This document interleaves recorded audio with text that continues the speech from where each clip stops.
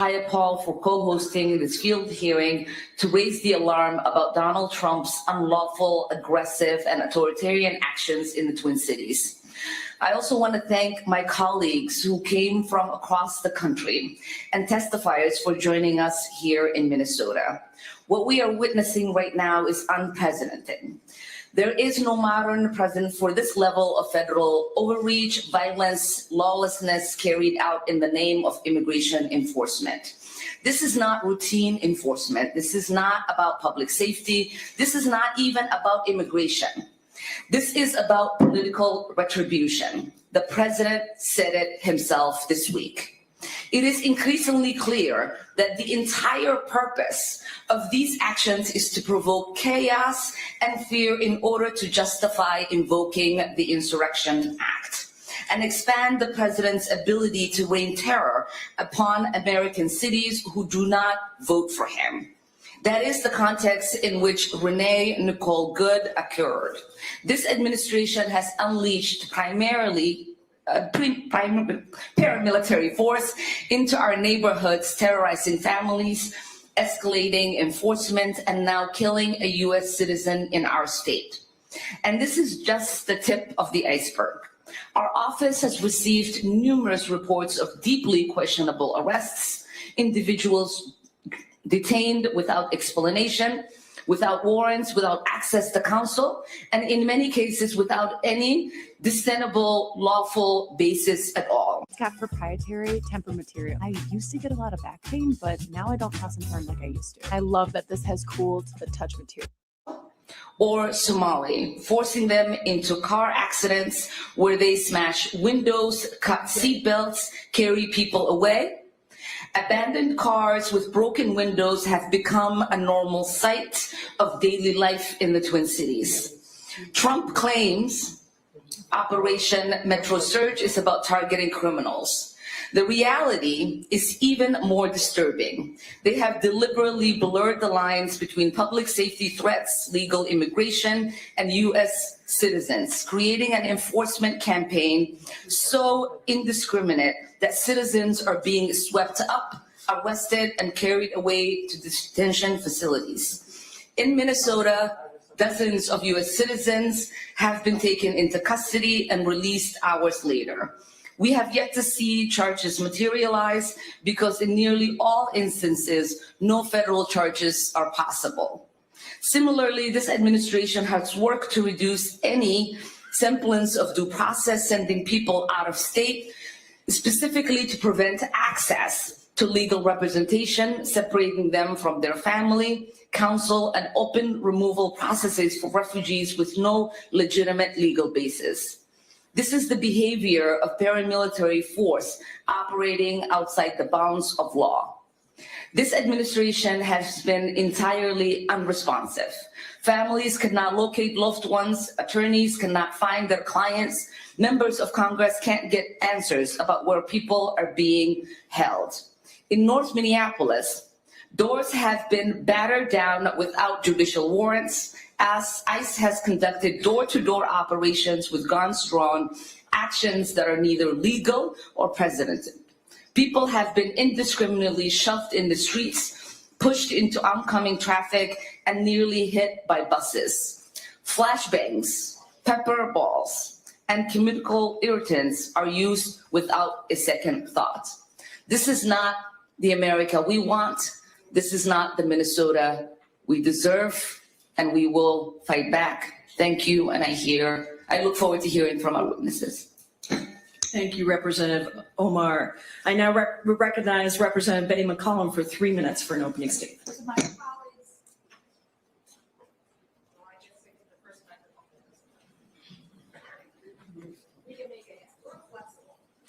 Thank you. To my colleagues, I want to give you all a very warm welcome here to Minnesota. Today, you're going to hear what's been happening in our state. The Trump administration is abusing its power of the federal government to deny people their civil rights and subjecting them to violence. And the killing of Renee Good by an ICE agent is an example. Minnesotans are being racially profiled on a mass level. We are being assaulted in our streets. They are being kidnapped from our communities. Parents are seized in front of their children by masked federal agents. High school students have been thrown to the ground and pepper sprayed on their own school grounds. And it's happening right here, right now. ICE and the Department of Homeland Security must suspend all their actions at once to stop the chaos and the physical danger. The actions of these agents, which are totally unprofessional and illegal, create great harm and fear. Sunday, I saw the fear in young children's eyes and their mothers at a Midway Target when ICE pulled into the parking lot. 1 hour later, I watched as ICE agents drove through the Menards parking lot. Because there was no place to stage, they left. Our neighbors were yelling at them, some things I won't mention in public, but my favorite part was keep on driving, keep driving right out of Minnesota. Clearly what I saw was not normal or right. Secretary Noem, you better be preserving your documents unaltered because you're going to be held to testify and you will be subpoenaed. President Trump, stop stoking the chaos in our neighborhoods. You are creating a dangerous escalation. Now, Minnesota, we're not taking the bait. To my fellow Americans in other states, these actions left unchallenged could mean you're next. People that you live alongside with will be denied their rights and their due process. Today, you will hear the truth of what's happening in Minnesota. Minnesotans continue to be peaceful in your protests in the face of violence. Yes, in the face of violence. And keep on recording the actions of these federal agents, but do it safely.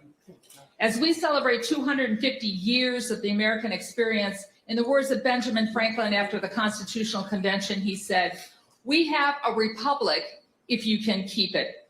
Mr. Franklin was right. Self-governance is within all of us. I thank you, Pramila, I shouldn't be so informal, I'm sorry, and the committee for being here and gathering an amazing group of people that I heard from last night. Folks, be safe out there, but stand up for your rights because they're my rights too. I yield back. Thank you so much, Representative McCollum. We're very fortunate to have with us both senators from the state of Minnesota. I now recognize Senator Amy Klobuchar for 2 minutes for an opening statement. Good morning, everyone. We are gathered today because our state is once again the center of America's heartbreak. And it means so much, Congresswoman Jayapal and Omar, that you brought this together, that we have people from all over the country to stand with us. And I want to thank our incredible leaders, the two mayors, as well as Attorney General Ellison, who's been at the forefront of these legal fights. ICE needs to get off our streets. They are causing confusion, chaos, and fear. They are literally chasing DoorDash delivery people into private homes where there are children. They are chasing down legal citizens in parking lots and wrestling them down, as the Congresswoman just noted, in front of Menards and in Targets. But instead of de-escalating the situation, the administration has doubled down. People are saying, look at my passport, look at my passport. Legal workers at our airport, Native Americans are being targeted on the way to their jobs. I recently met with principals in city and suburban schools in Minnesota, and they told me the horror stories of little kids scared, teachers being wrestled down in front of them in their school parking lot, graduates being stopped. And now the administration has chosen to send even more ICE officers, to the point now where there are nearly 3,000 of them, which is significantly more than the 1,100 sworn officers in Minneapolis and St. Paul combined, and equal to these sworn officers in 10 metropolitan police departments. This is completely, as the mayors know, out of balance, and it is chaos. We are telling our people who are so offended for their neighbors and are standing up, not just in organized protests, but are just standing up when they see it happen in stores. We are telling them to be peaceful and not to take the bait from the threats coming out of the White House, because in the end, these people would not be here from all over the country if they didn't believe that democracy will prevail, that the rule of law will prevail. But this is who we are in Minnesota. We are the people that slide down icy hills to get to a protest. We are the people that quietly and loudly come together to help our neighbors. We are the people, in the words of Renee Good's wife, Becca, lost the love of her life, a mom of 3, who said that we must reject hate and embrace compassion. So that is what I hope our representatives will pick up from their time in Minnesota and from our incredible witnesses today, that we're standing together, regardless, Democrats, Republicans, even though some people are louder than another. People know that this invasion is not what our state is about, and we're going to stand up. Thank you. Thank you, Senator Klobuchar. Now recognize Senator Tina Smith for 2 minutes for an opening statement. Well, good morning, everybody, and thank you all so much for being here. I want to add my thanks to members of Congress who have made this trip to Minnesota to stand in solidarity with all of us, and also to the incredible local leaders with my fellow members of the Minnesota congressional delegation, local leaders, the mayors here today, many state legislators that are in the audience. And particularly, I want to thank the activists and organizers and community leaders that are in the audience, who are doing the work of keeping our communities as safe as we can. So,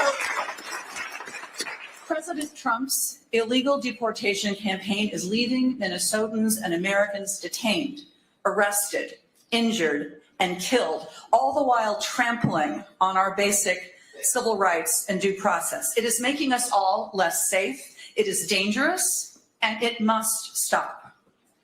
Renee Good, a United States citizen, a wife and a mother, was shot and killed by federal agents in broad daylight in the middle of a Minneapolis street. The federal government, within hours, labeled her as a domestic terrorist before they even knew her name, and are clearly attempting to cover up what happened. And in Minnesota today, people are literally calling 911 because they need protection from federal agents that are threatening their safety and their security. ICE agents are blatantly profiling Black and brown and Asian people and Native Americans. And this is happening not just in Minneapolis and St. Paul, but in suburbs and small towns and communities all over Minnesota. Now, many of these agents are clearly poorly trained, which puts us all in danger, but they are also hostile and emboldened because they have been told, starting with the vice president, that they have 100% immunity. And as a result, people are getting hurt and even killed. And of course, just yesterday, the president literally threatened to invoke the Insurrection Act, which amounts to declaring war on the state of Minnesota. I am so grateful to all of you here today who are going to help us tell this story, not only to Minnesota, but to the country, because we know that most Americans do not support this blatant illegal activity. And the more they hear about what is happening, the more they will add their voices to the powerful resistance that we are seeing here in Minnesota. And that is the way that we will win this important fight. Thank you so much, everyone. Thank you so much, Senator Smith. We are fortunate to be joined with 2 members of our House Democratic leadership. Ted Lieu, the Vice Chair of the House Democratic Caucus, is here, and I now recognize House Democratic Caucus Whip Catherine Clark for an opening statement for 2 minutes.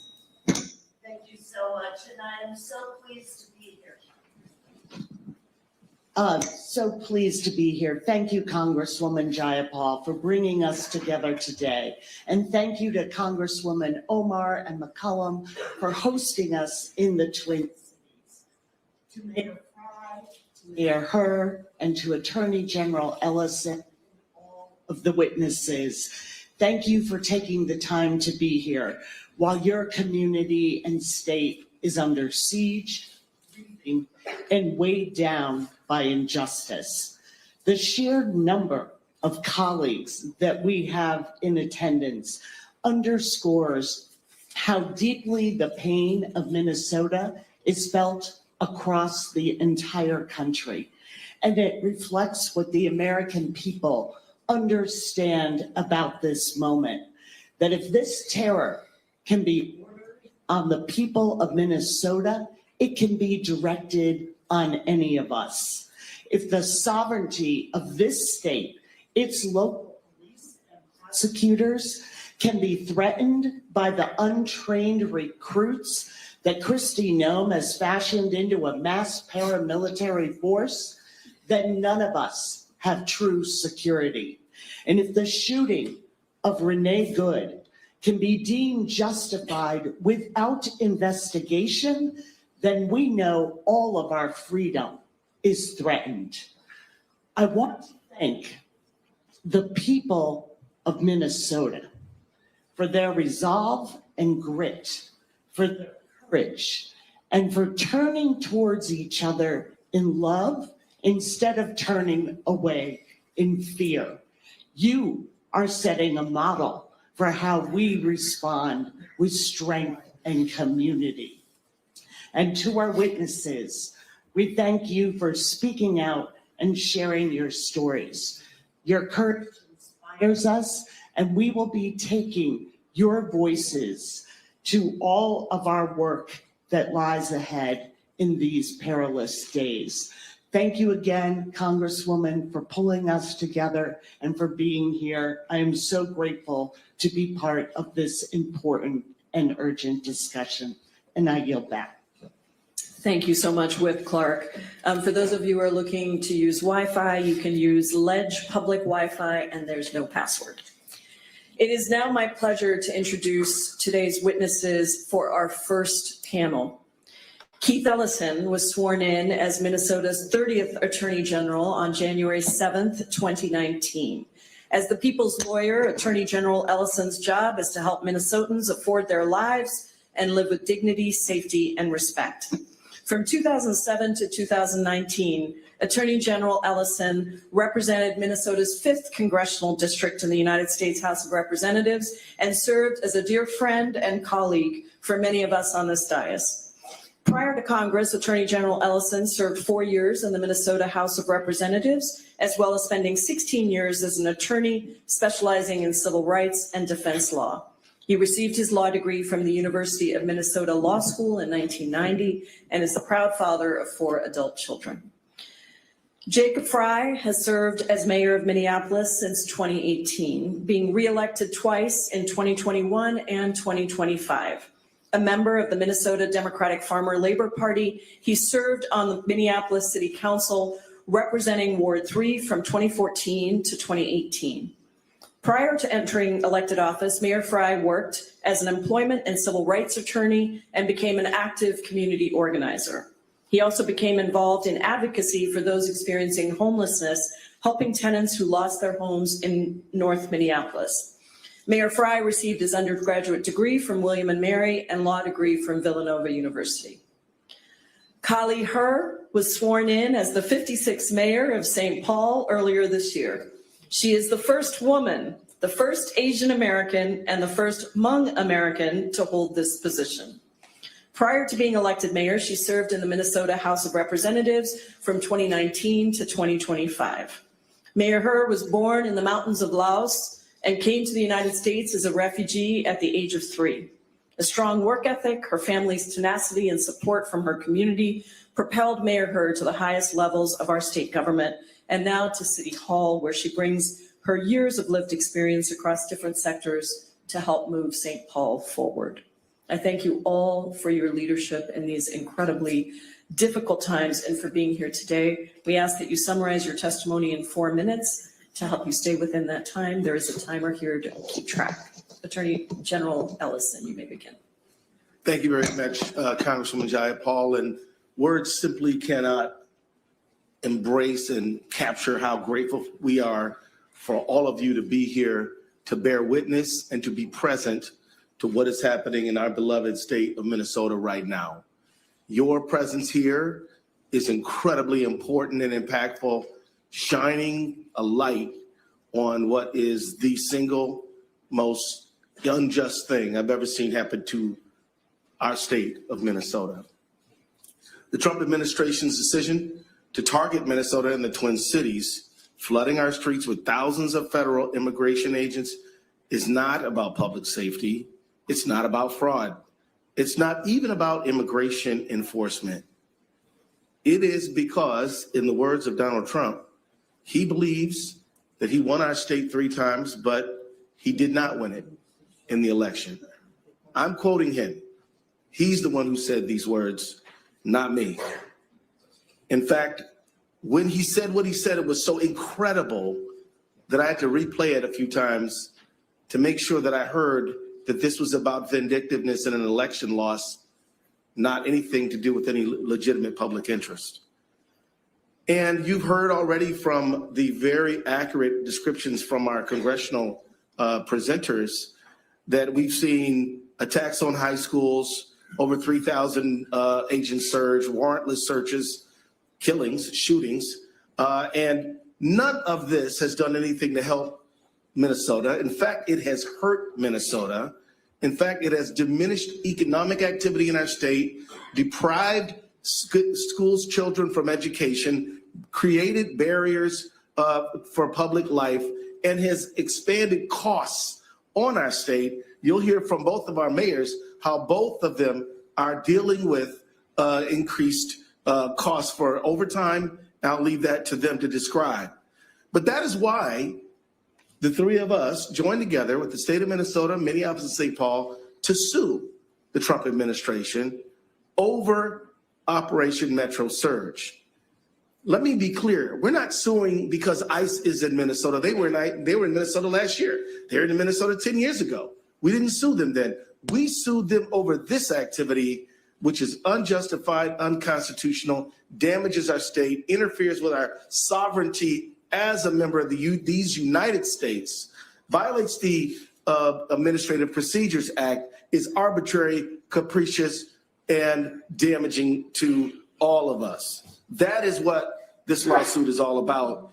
And I just want to note that you've heard much about how the behavior of ISIS is taxing our local law enforcement. But I want to be clear, local law enforcement is doing a good job. They're maintaining order in our state. The order, to the degree there is a lack of it or a challenge, is directly and exclusively because of the Metro Surge authorized by the President of the United States. And so as he contemplates the Insurrection Act, please know that we do not need federal authorities to help us maintain order. We need them to stop doing things. That is what is needed in this situation, and that is what we're demanding in our lawsuit.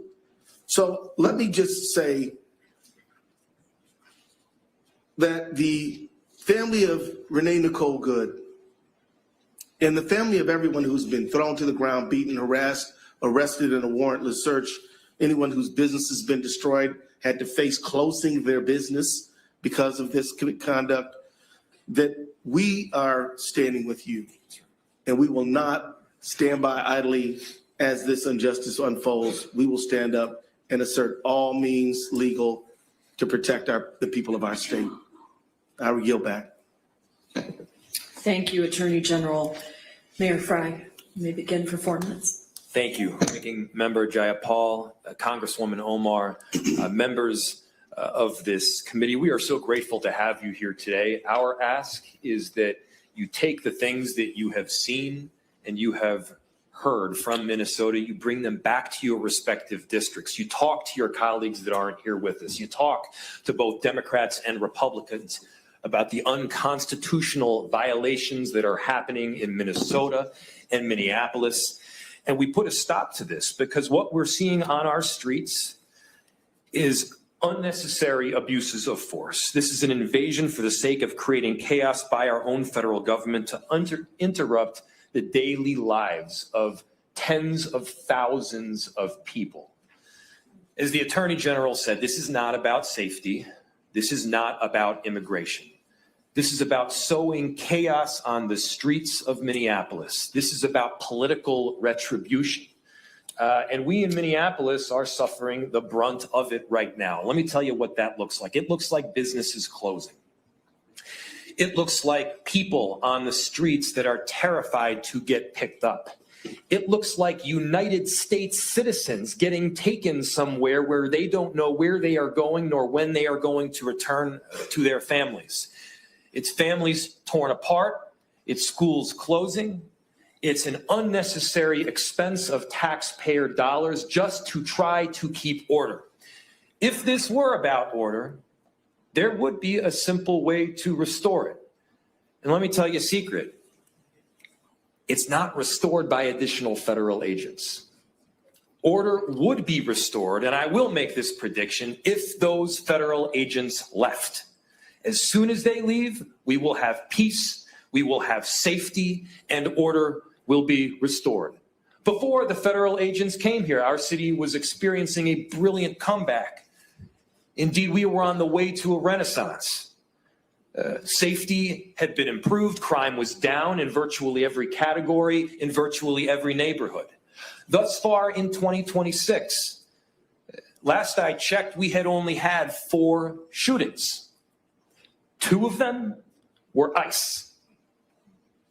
An entire city of 435,000 people, 4 shootings, and 2 of them were ICE.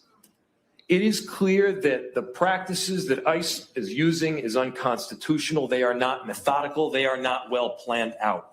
They have taken people out of their cars to detain them on major streets, left the car running, not in park. Car rolls down the streets.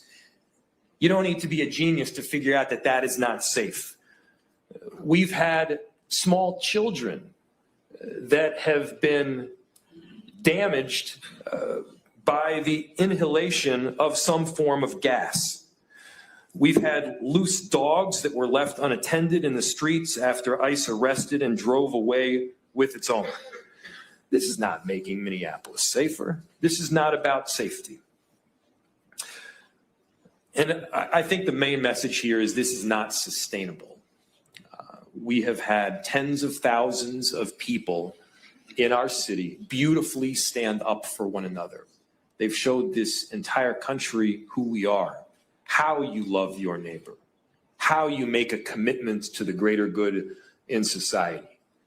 And we have seen consistent unconstitutional practice by ICE discriminating only on the basis of, are you Latino, are you Somali, and then indiscriminate pickups thereafter. People are walking around on the street with their passports. That's not American. That's the furthest thing from it. Please take back to your respective constituencies and your colleagues the message of, if you love your own community, do not let this happen in ours. Thank you, Mayor Fry. Mayor Herr, you're recognized for 4 minutes. Thank you. Friends, neighbors, and members of the United States Senate and House, welcome to our capital city of St. Paul, where we are a big city but a small community. I sit before you today, a newly sworn-in mayor of a city under siege by the federal government. Right now, federal law enforcement officers far outnumber local law enforcement officers in Minneapolis and St. Paul. The tragic effect of this occupation are rippling far and wide throughout our communities. Beyond the immediate and tragic human toll of rounding up our residents based on what they look and sound like, the economic impacts on our city are far-reaching and likely unquantifiable in the near term. St. Paul Public Schools need to close so that they can offer remote learning for students so that they can feel safe in their learning. We've received reports of federal law enforcement officers going door to door asking people where the Asian people live, right in our very own city. I myself have received advice to carry my passport with me because that they may try to target me based on what I look like as well. Our immigrant, refugee, and communities of color are hurting. I've been meeting with immigrant business owners to develop plans to throw them a lifeline and help them stay afloat. I've heard from them that some of their sales have dropped 60% if they're even able to stay open at all. They are relying on community networks and volunteers to secure their entrances and monitor their parking lots. It is draining their resources and ours. Our law enforcement officers are responding to incidents across our city in which residents are feeling threatened and having their rights violated. Car accidents caused by ICE agents, leaving physical injuries and hazards on our roadways. They have fired shots in our streets, and we've heard from citizens who were held in detention centers in a U.S. citizen section. Our residents are scared and confused by the number of agents in uniforms bearing the words police that do not behave or treat residents the way St. Paul police officers do. It is undermining the trust within our officers. If this were about safety, federal agents would be going after people who are truly a threat to our community. Instead, they are casting a wide net, scooping up residents who enrich our community, contribute to our economy, and make up the fabric of our cities and state, producing vibrancy for our communities. We are ground zero for Trump's war in America, a war on our democracy, on our freedoms, on our rights as Americans. It is in our backyard today, and it is only a matter of time before it is in yours. As congressional colleagues at the highest level of our federal government, we need you to act, to speak out, to elevate stories of what is happening to our residents. I was with my parents last night for an hour talking to them, and they told me they hadn't opened their blinds in days. They were afraid that their neighbors would tell them that that house was an Asian house, that my parents have both moved all of their hospital visits, their doctor's visits to remote or to virtual because they're afraid to leave their home. That is the America that we are living in right now, where people cannot access food, they cannot access healthcare, they cannot access their basic needs because of the terror, because our cities are under siege. We need your help, whatever it may be. We are standing united and strong, but we need immediate relief for our cities. Thank you so much for being here, and thank you so much for lifting up what is happening in our city and our state. I yield back my time. Thank you so much, Mayor Herr, and thank you all for your incredible strength and leadership. We appreciate you being here, and we'll excuse you to go back to all the things I know are before you.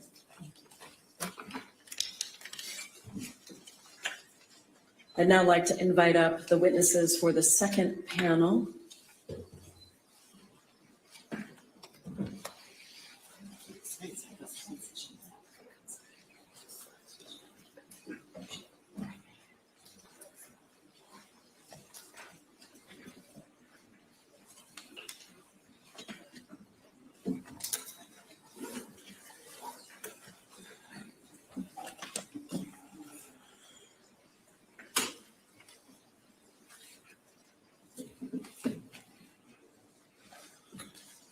I now recognize Representative Omar to introduce our second panel of witnesses. Thank you so much to our first panel. It is my pleasure to introduce today's witnesses for the second panel. Deependi Singh Mayal has been the executive director of the ACLU Minnesota for the last 4 years. Prior to that, he served as the executive director of the James Binger Center for New Americans at the University of Minnesota Law School. Prior to that, he served as the director of the Refugee and Immigration Program at the Advocates for Human Rights in Minneapolis, where he directed the organization's legal services program that provided representation to asylum seekers at all levels of litigation, including before the Supreme Court. Mr. Mayal led its National Assembly project, which supported pro bono attorneys representing asylum seekers throughout the United States. A graduate of the Brooklyn Law School, Mayor has spent his career working for vulnerable populations. Patty is a 26-year-old U.S. citizen who has lived in South Minneapolis for 14 years, originally from St. Louis Park, Minnesota, who's here today to testify about her experience of being forcefully taken by ICE and what she had witnessed inside the Bishop Henry Whipple Federal Building, where Minnesotans are being held in dehumanizing conditions. Mubashir is a resident of Minneapolis and a U.S. citizen whose family came to the United States as refugees, and he grew up in this country. He works as a manager at a mental health services provider in the Cedar Riverside neighborhood of Minneapolis. He's here today to describe his interactions with the Department of Homeland Security. Amelia Gonzalez Avalos is an immigrant from Mexico City, raised in Minnesota. She leads Unidos Minnesota, where she helped grow a small student collective into the state's largest multi-racial, multi-generational, women-led BIPOC majority organization in the state. Unidos Minnesota builds power across race, income, age, and zip codes, cultivating leadership, belonging, and agencies. Unitas Minnesota drives people-powered policy agenda, shifts culture, and creates durable community power that delivers tangible improvements for working families across Minnesota. Jaylani Hussein is the Executive Director of the Minnesota chapter of Council on American Islamic Relations, where he has worked for the last 11 years. Mr. Hussein works to challenge Islamophobia, address racial and social inequalities in the state of Minnesota. Since the killing of George Floyd and before, he has worked on addressing both federal and local law enforcement accountability. Hussein's family immigrated from Somalia to Minnesota in 1993, probably one of the first families to arrive, and is trilingual in English, Somali, and Arabic. Mr. Hussein holds degrees in community development and city planning from St. Cloud State University and political science degree from North Dakota State University. Chief Kelly McCarthy was appointed chief of the Mendota Heights Police Department in 2017. Prior to her employment in Mendota Heights, Chief McCarthy has worked for Lino Lakes Police Department. She has worked in various law enforcement roles, including as a community service officer, training officer, and deputy director of public service. Chief McCarthy has a master's degree in leadership and education from the University of St. Thomas and is a graduate of Harvard Kennedy School, where she studied applying behavioral insights to the design of public policy and leadership decision-making. She's a graduate of the 235th session of the FBI National Academy and was appointed chair of the Peace Office Standards and Training Board by Governor Walz and served from 2019 to 2023. Thank you, Representative Omar. We welcome all of our distinguished witnesses for panel 2, and we thank you for participating in today's hearing. We ask that you summarize your testimony in 4 minutes to help you stay within that time. There is the timer to help you keep track. Mr. Mayel, you may begin. Thank you, Ranking Member Jayapal and distinguished members of Congress. Thank you for holding today's hearing. My name is Deepinder Mayel, and I am an honor to serve as the Executive Director of the ACLU of Minnesota. You visit our beautiful city in a time of profound grief, fear, and outrage.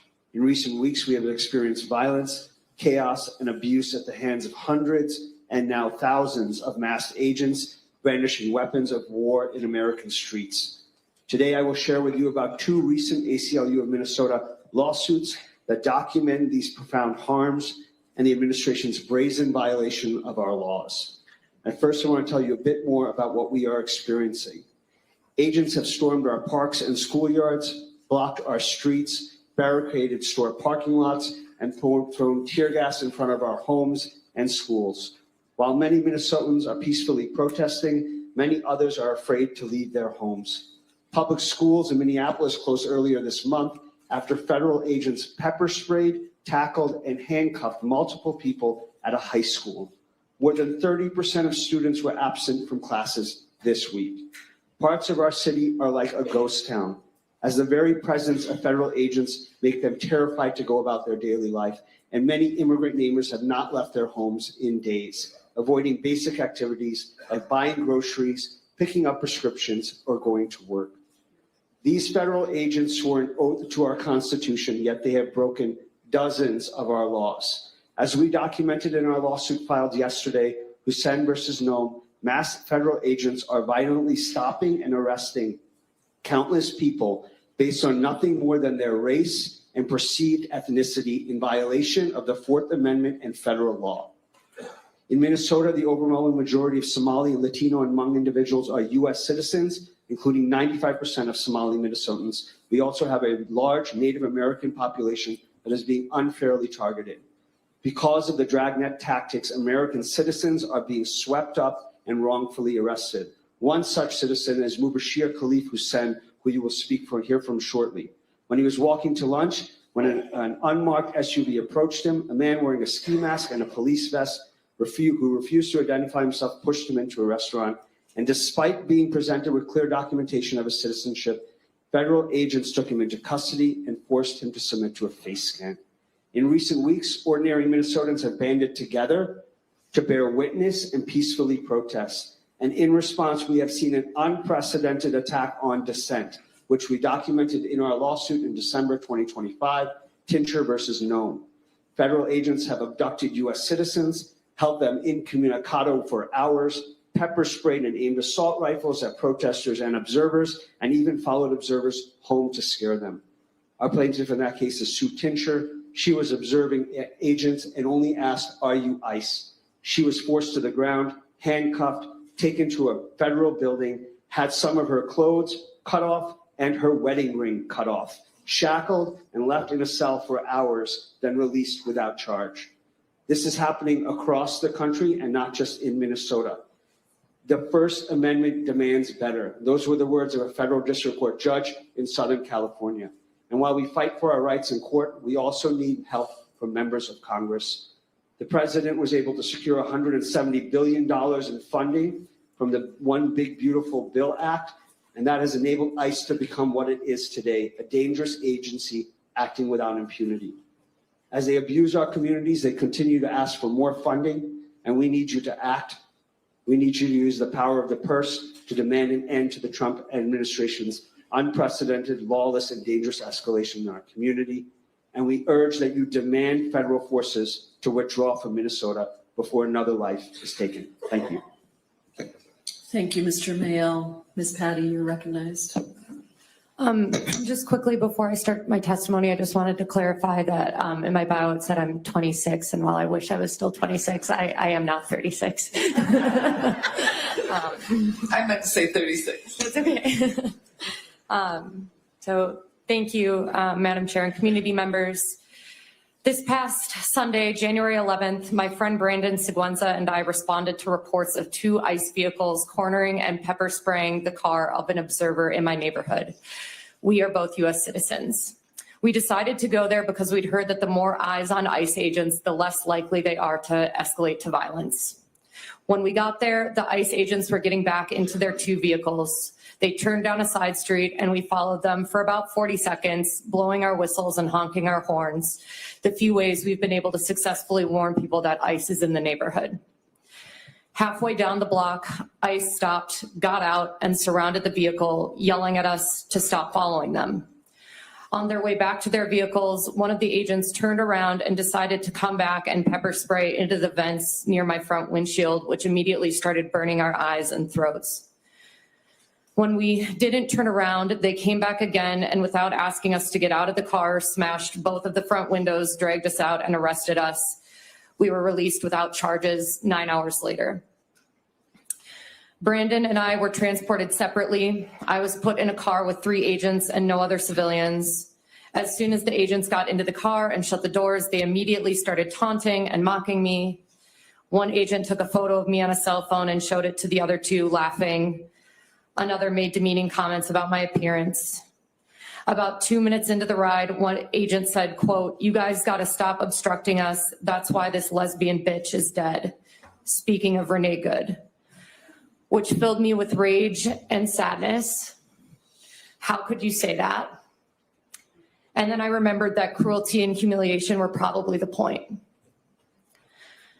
When we got to the Whipple Federal Building, I immediately saw Hispanic and East African people lined up against a wall, about to be put into holding cells.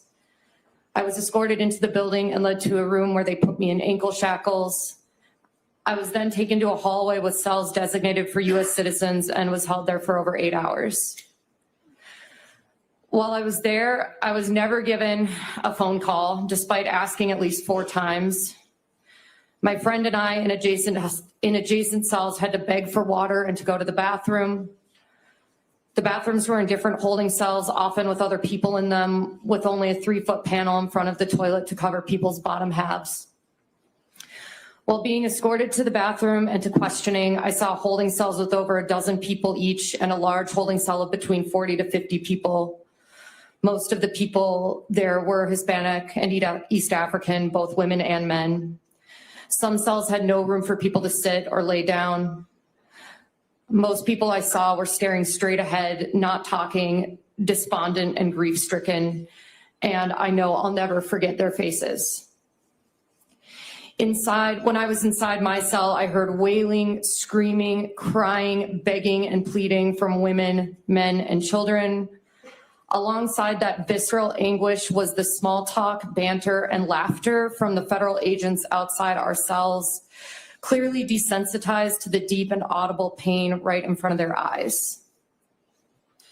It's worth mentioning that 2 other people in my cell with me that day were Marine Corps veterans, brave women who said they had gotten arrested for the same reason they wanted to join the Marines, to protect their fellow countrymen.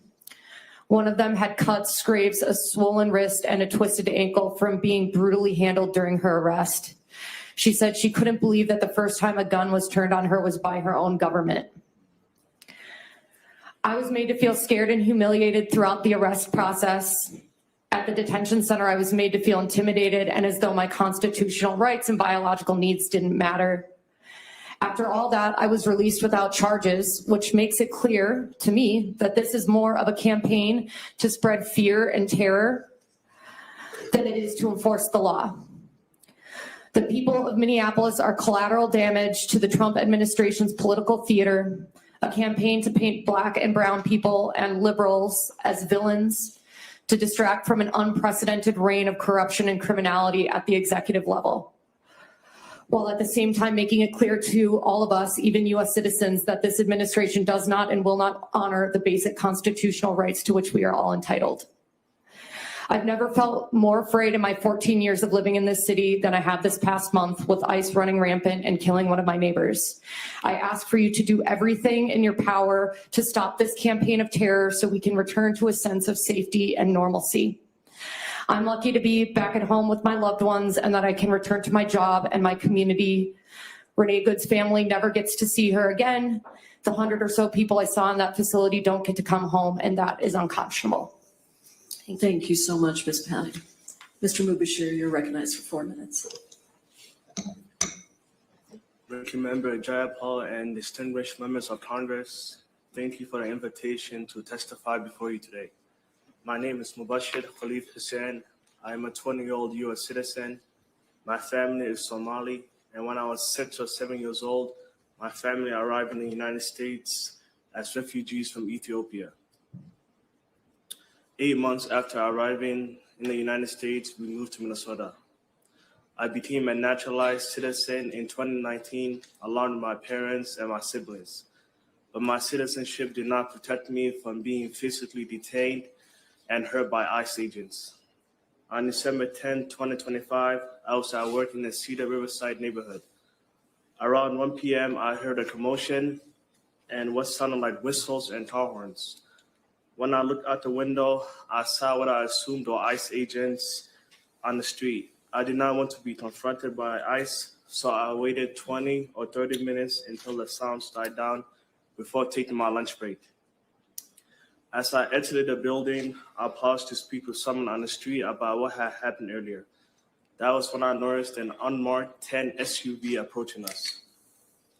A man wearing a ski mask and a police-style vest exited the vehicle and quickly walked towards me. The man did not say stop or identify himself.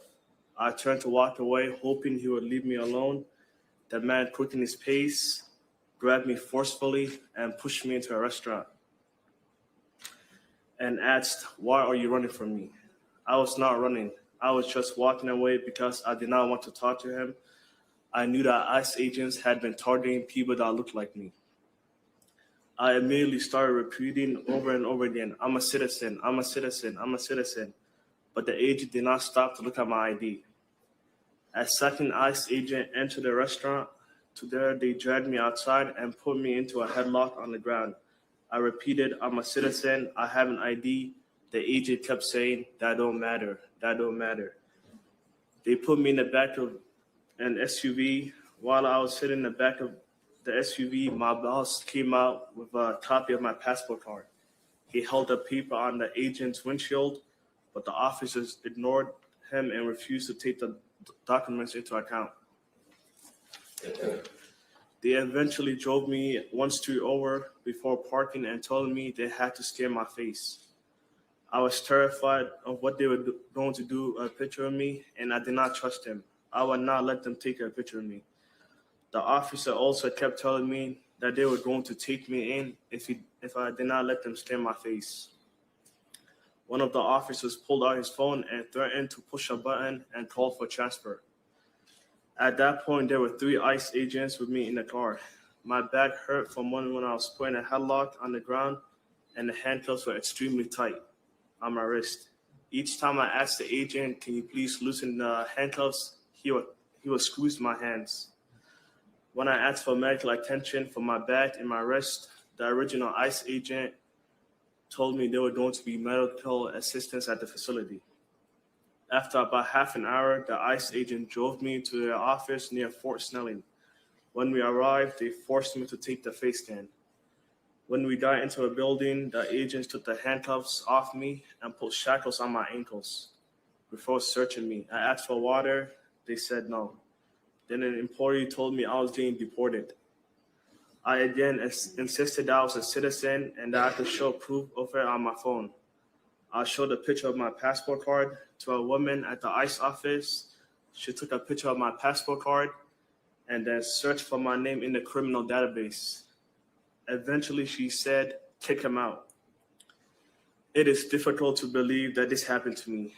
I knew that the president had made statements about Somali people and that there would be additional ICE officers in the Twin Cities focused on Somali people. But I did not think that this would happen to me, someone in my family.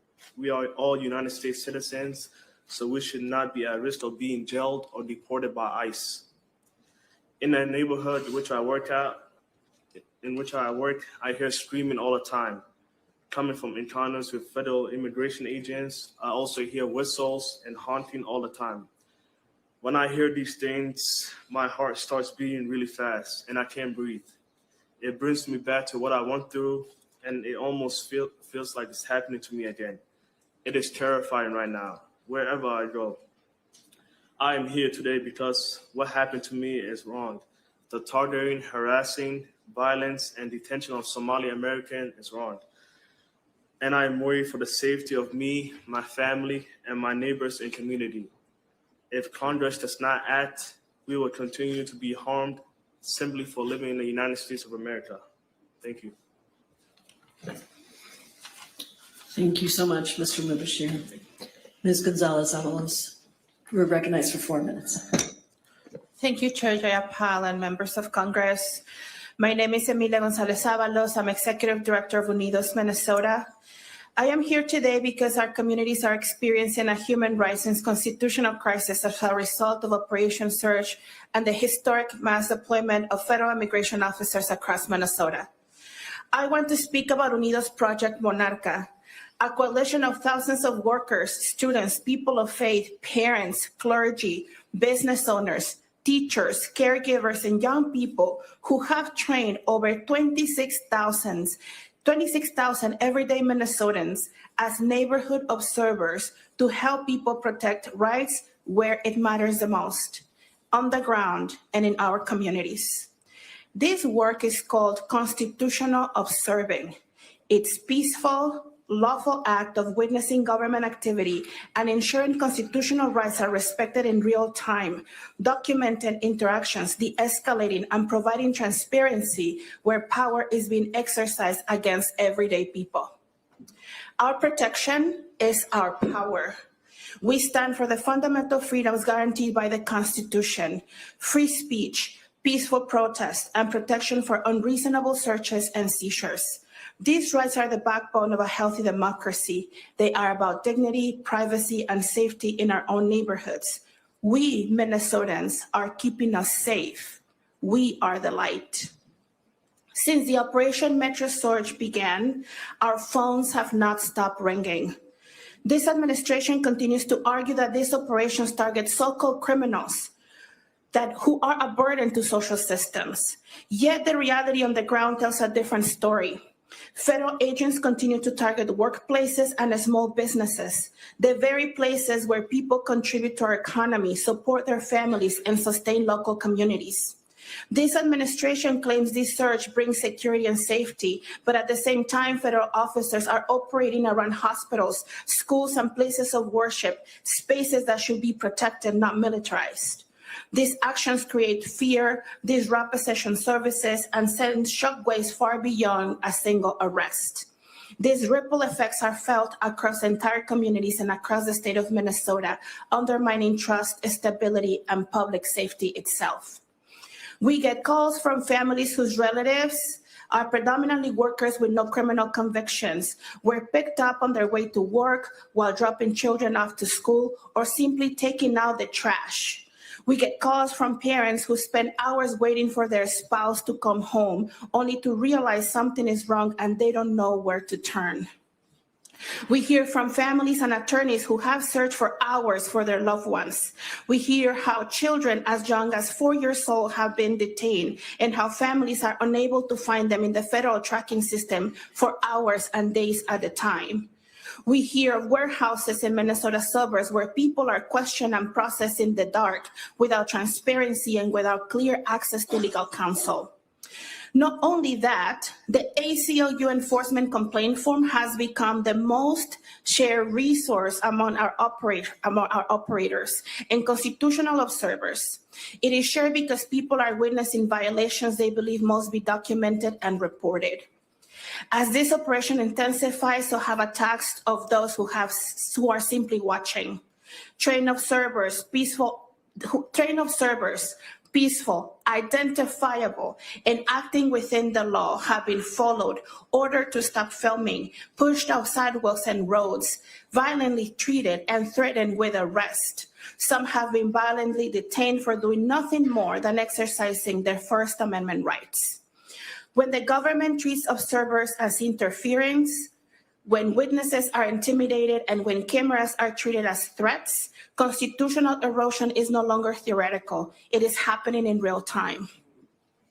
On January 7, 2026, an ICE agent shot and killed our neighbor, 37-year-old Renee Nicole Good, a U.S. citizen and a Minneapolis resident, a moment that sparked grief, outrage, and widespread protest. This tragic death underscores the deep distrust many Minnesotans feel towards federal enforcement apparatus, because people should not have to worry that an encounter with a masked, armed federal agent could cost them their lives. This is not about whether immigration law exists. This is about how power is exercised. Thank you so much, Ms. Gonzalez-Avalos. Can I wrap up, Chair Jayapal? Go ahead. If you can make it really fast, we just need to get I promise I'm wrapping up. This scale and tactics of Operation Metro Surge have destabilized neighborhoods, separated families, undermined local authorities, and eroded public trust. Communities are not safer, and Minnesota should not be a testing ground for unchecked federal force. I offer this testimony with the awareness of the risk of federal retaliation to myself, my family, our members and constitutional observers, and our workplace, precisely because we have chosen to bring this information into the public record and to exercise the First Amendment rights that are fundamental to our democracy. We need ICE out of Minnesota until our constitutional compliance, transparency, and accountability are restored. Congress must reassert its oversight role, freeze their funds, have prosecute Agent Ross and all agents acting outside the law, and make clear that enforcement goals never justify the suspension of constitutional rights. Our democracy depends on a high-functioning civilian participation and the rule of law, and the rule of law depends on accountability to power. Thank you very much, Chair Jayapal. Thank you, Ms. Gonzalez-Avalos. Appreciate you. Mr. Hussein, you're recognized for 4 minutes. Thank you, Congresswoman Jayapal. To the members who are here today visiting us and standing with us, I want to just say deeply thank you. Thank you for being here today. Thank you for choosing to stand with us. And thank you for bringing the spirit, the warmth of your districts with us today. I'm a proud Somali American. I appear before you today, not just as a civil rights advocate, but as a witness. I'm here to testify to a sustained pattern of organized disinformation and targeted harassment against the Somali American community.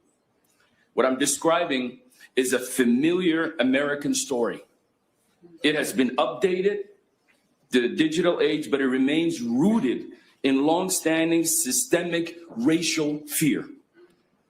Since 2025 election, we have witnessed and documented an organized, coordinated hate targeting Somali Americans, marked by nearly identical language, appearing across multiple online platforms within a compressed time frame.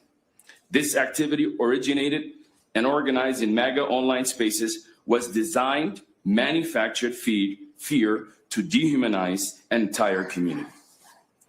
President Trump amplified and legitimized those narratives on social media, culminating in Christmas Day statements referring to Somali Americans as garbage. Words from a president of the United States are not symbolic. They authorize behavior. They normalize harassment. They escalate threats, and they lower the barrier to violence.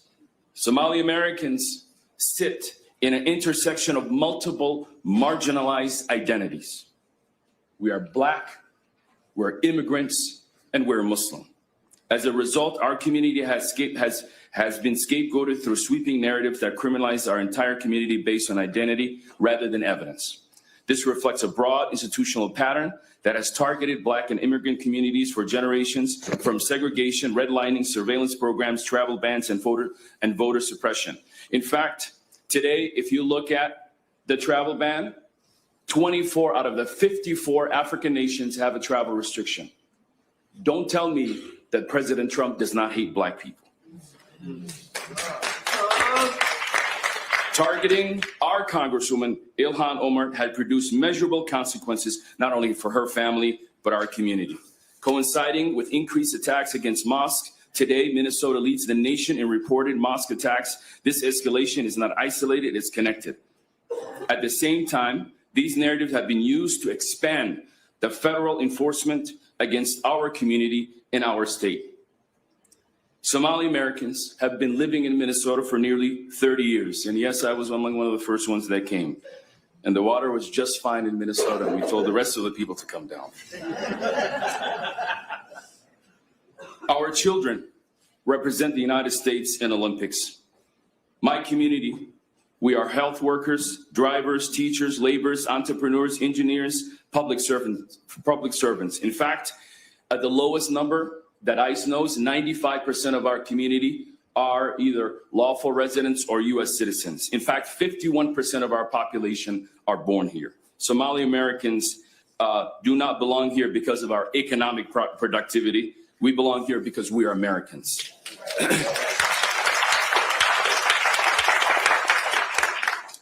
ICE enforcement targeting our community has been significant.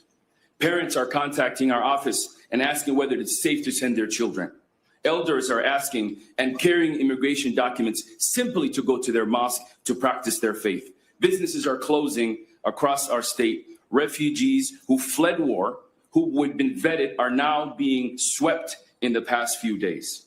This is not about public safety. This is about community destabilization. Former FBI whistleblower Terry Aubrey warned us years ago about institutional bias directing Somali Americans within the federal law enforcement here. Those warnings have been ignored. The consequences are now visible. They came for the Somalis, but they got all of us. Today, Renee Good is murdered. She was not a Somali American. She was not an immigrant, but she stood up, she bore the witness and paid the price. Her death is a warning of the unchecked enforcement of dehumanization that needs to stop. Dr. King warned us, injustice left unchecked spreads. And that is why we are asking all of you today as Congress to act. Do your job. Stand up for the Constitution and the American people. Our lives depend on it. Our nation depends on it. And the world depends on it. Thank you, Mr. Hussein. Chief McCarthy, you're recognized for 4 minutes. Thank you, ma'am, and thank you to everybody for allowing me to participate in this discussion. And while I believe that we should keep the members of our communities who have been personally negatively impacted by Operation Metro Surge at the center of our conversation and efforts, I've been asked here today to share my perspective regarding the activities of ICE expedited removal. Chief, would you hold that mic just a little bit closer so we can hear you? Thank you. Sorry. My perspective regarding the activities of ICE expedited removal teams and their impacts on local public safety. The Department of Homeland Security plays a vital role in ensuring our national security at its highest level. Homeland Security investigators are valuable partners and have collaborated with many local police departments, including the Mendota Heights Police Department. We work together enforcing violations of the criminal code to reduce the physical and economic harm to the people of Minnesota. And while we may support the mission of the Homeland Security, the tactics currently being employed by the teams in Minnesota are having a profoundly detrimental effect on the safety and security of our communities and in the relationship between local police departments and the people that we serve. Our officers are prohibited by law and policy from assisting in civil immigration enforcement conducted by ICE, and they're equally prohibited from interfering with or obstructing federal agents carrying out their duties. Recently, we had an officer who was waved down by a motorist on a busy street. By the time the officer was in position to contact the driver, ICE agents pulled up and began ordering the driver from the vehicle. Per our policy, our officer did not assist or obstruct, but it gave the impression that the officer was working with ICE, and it has led to anger and confusion from our community and from the officer involved. ICE agents have not communicated with our agency when operating in our city. Often, our officers only learn of ICE activity when fielding questions regarding masked, armed men removing people from public places, leading everyone to be afraid and frustrated by the lack of information. Neighboring agencies have spent considerable time and resources on possible kidnapping calls, only to learn days later that it was ICE enforcement action. We are diverting resources from our core duties to deal with the aftermath of ICE actions, ranging from reports of suspicious activity and abandoned vehicles to unsafe driving complaints. I and other officers watch anxiously as we see Minneapolis police officers standing between frightened community members and armed federal personnel, absorbing public anger, fear, and confusion for actions they did not initiate and cannot control. Local police officers are in a no-win situation, being called upon to de-escalate volatile situations without the tools, information, or authority required to do so effectively. Since 2020, we've made major reforms in policing to ensure professional conduct, enhance high level of training, transparency, and accountability throughout all the departments in the state of Minnesota. Our efforts to regain public trust after the murder of George Floyd are being eroded as a direct result of Operation Metro Surge. Individuals who support the activity of ICE are angry with us for not doing more to assist the agents, while individuals who do not support the activities are angry with us for not doing more to hinder their operations. Again, I am no way wanting to shift the conversation from the real harm being done to members of our community to the challenges that us police officers face. But we have to acknowledge that the tactics being used by some ICE agents during Operation Metro Surge are reducing the public's trust in local police, making the job of our cops harder and making us all less safe. Thank you, Chief McCarthy. Mr. Mubashir has left because he's not taking questions, so I'm going to ask you to move over so you can have a full seat at the table there. And we are now going to proceed under the 4-minute rule with questions. I'll give the chief just a minute to reseat.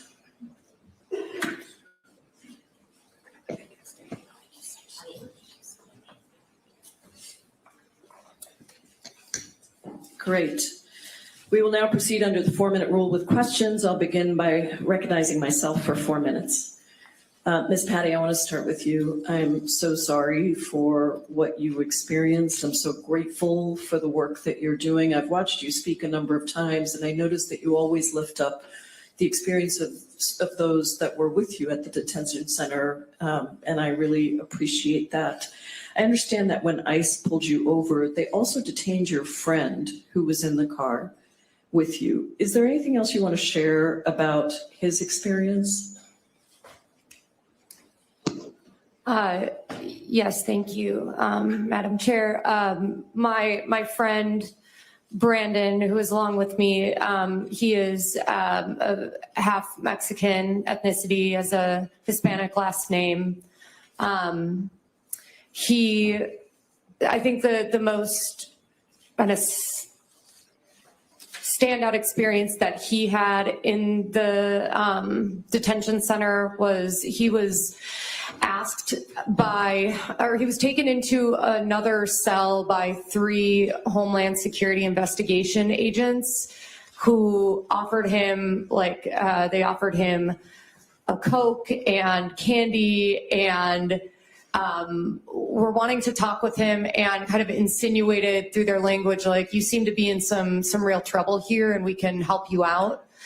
And then proceeded to offer him money or legal support for any undocumented family members he may have, or like legal support if he had any family members who wanted to get into the country, in exchange for names of other undocumented people that he might know or names of protest organizers. There was another Hispanic man in his cell with him who was offered the same deal. They both said no, but that was a pretty wild experience that he had. Thank you for sharing that. It's outrageous, and we've had this happen in our country's history at different times. And I just think it's very important that we understand what tactics these agents are using. Mr. Mayel, you spoke about, how the Department of Homeland Security is violating the constitutional rights of people in Minnesota. Just this week, I played that video of the ICE agents with battering rams battering down the door of an individual without a judicial warrant, and I demanded whether any of my Republican colleagues on the other side would defend that behavior, that violation. I want to ask you about this. How the rights are conferred by the First and Fourth Amendment of the United States apply to all people, citizen and non-citizen, regardless of immigration status, and how what you've seen from DHS is violating those rights? You have about 50 seconds. Thank you, Member. So I'll say, Congress has already put strict limits on ICE and Border Patrol's ability to make arrests without warrants. And that's a really important note here. Under 8 U.S.C. 1357A2, two conditions must be met before an agent may conduct a warrantless arrest. The agent must have a reason to believe that both the individual is in the U.S. in violation of immigration law and the individual is likely to escape before a warrant can be obtained for his arrest. And it's important to note also that reason to believe means constitutionally required probable cause, and it must be particularized with respect to the person being searched and seized. And what we are seeing is that federal agents are conducting these arrests without even asking people anything about their community ties or both of these marks. And they are flouting these congressional requirements, these legal requirements.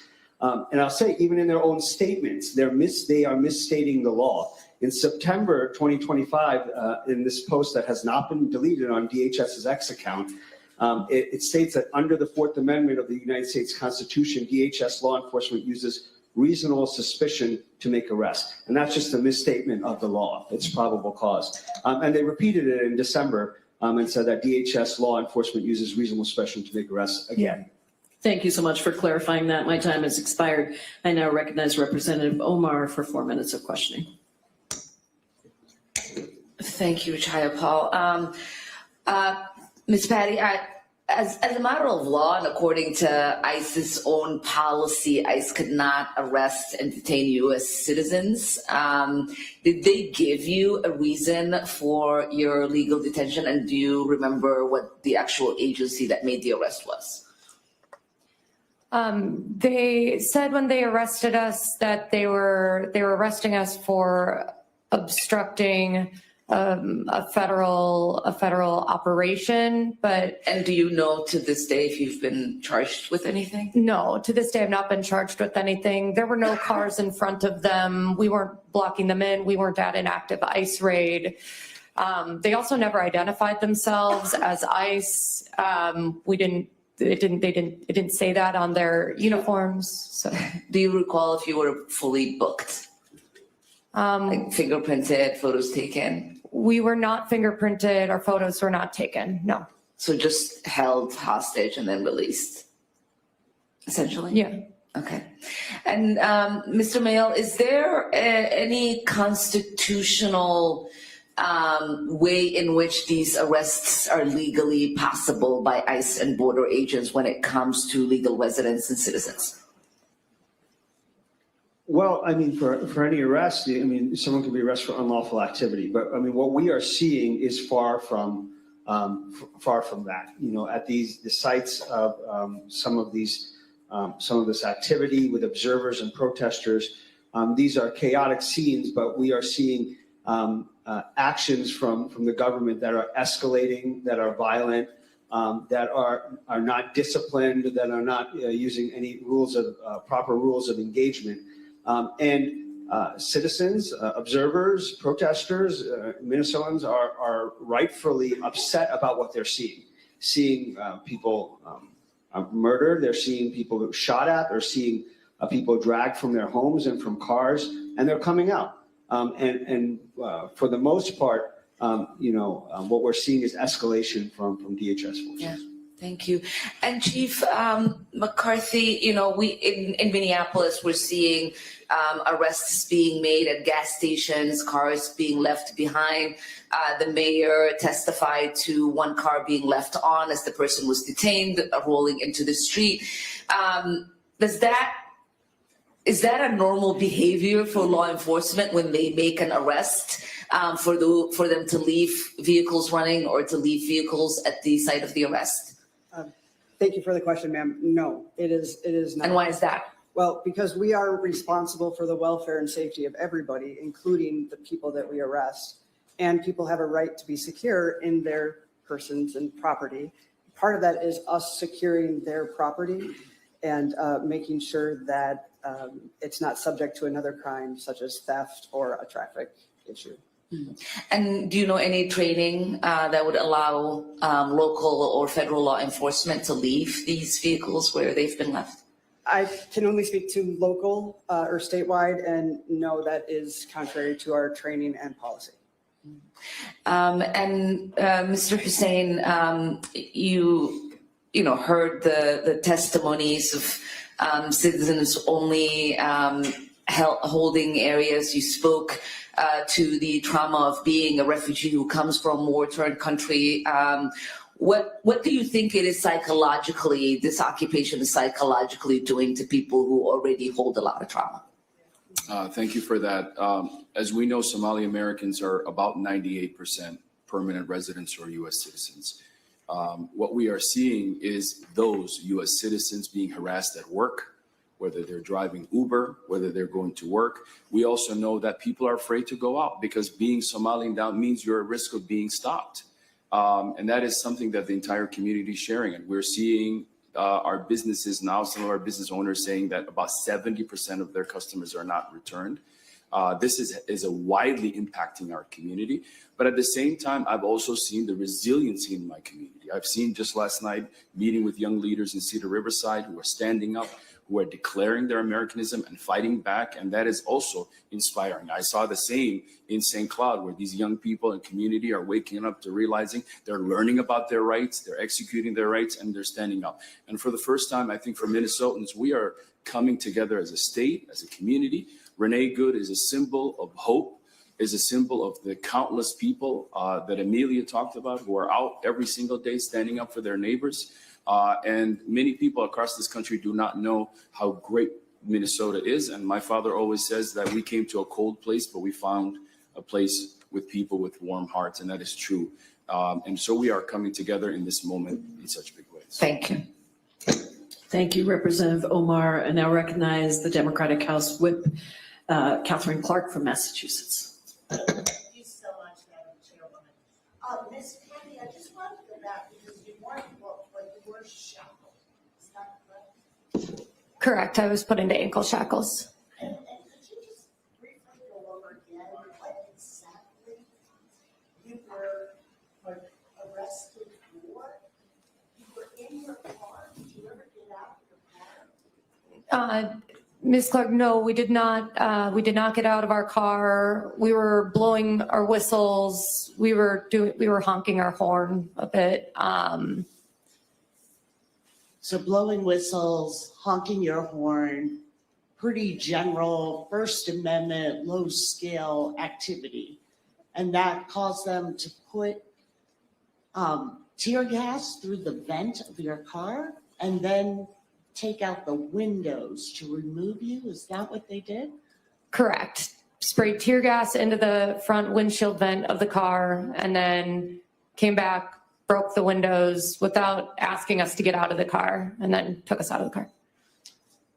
Thank you. Thank you for sharing that, and thank you for being such a spokesperson for people who cannot come and be here and being their champion.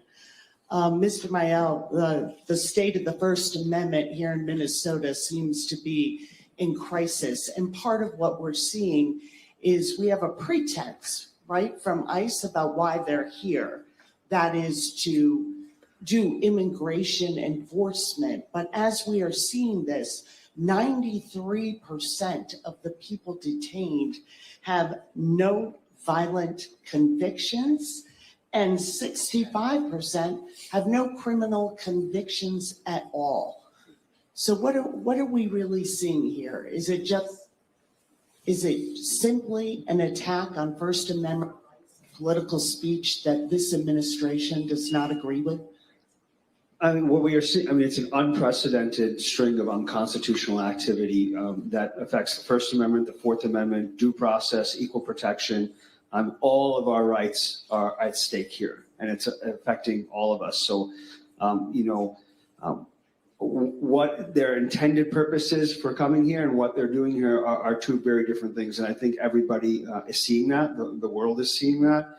And particularly for protesters and observers and their First Amendment rights, you are allowed to videotape ICE. You are allowed to tell public officials that you don't like what they're doing.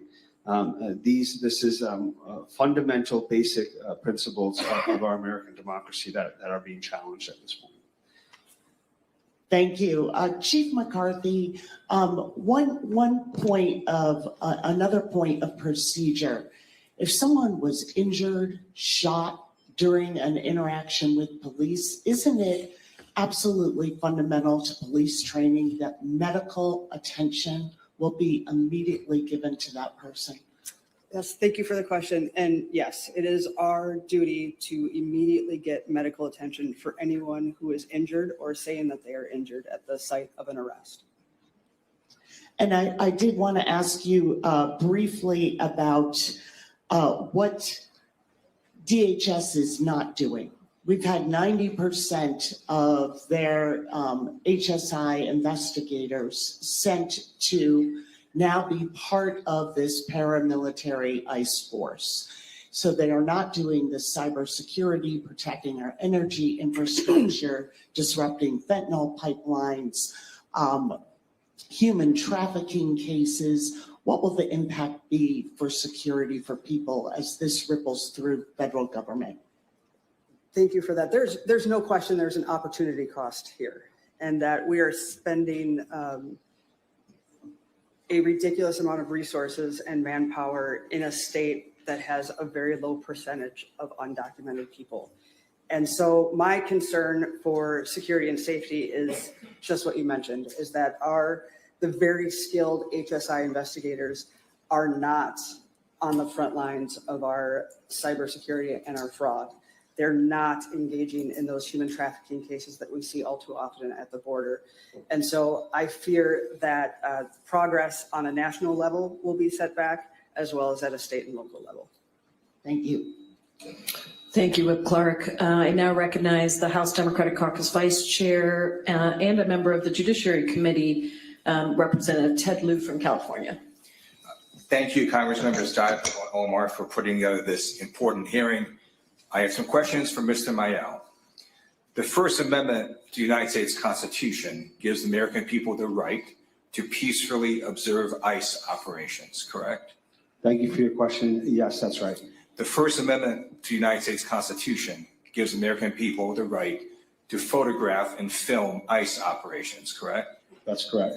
The First Amendment to the United States Constitution gives the American people the right to peacefully live stream ICE operations, correct? That's correct. Okay. I want to thank the people of Minnesota and the American people for exercising their constitutional rights. The Trump administration has sent a paramilitary force that is poorly trained, who cowardly wear masks to states across America, including Minnesota, to try to harass, intimidate, scare the people. And they want you to bend the knee and to yield. And the people in Minnesota said, hell no, we are not doing that. Every time ICE and Border Patrol engage in what appear to be abusive operations, more Minnesotans show up. Every time ICE and Border Patrol engage in what appear to be violations of federal law, more Minnesotans show up. Many of us here were at a meeting with the community leaders last night who said over 20,000 Minnesotans have now been trained as legal observers. And so, Ms. Maya, I want to ask you this question. When people photograph and film and live stream ICE, that tends to make them more accountable because they're being watched, correct? That's correct. And even more important, people are gathering and preserving evidence that can be used in future cases. Is that correct?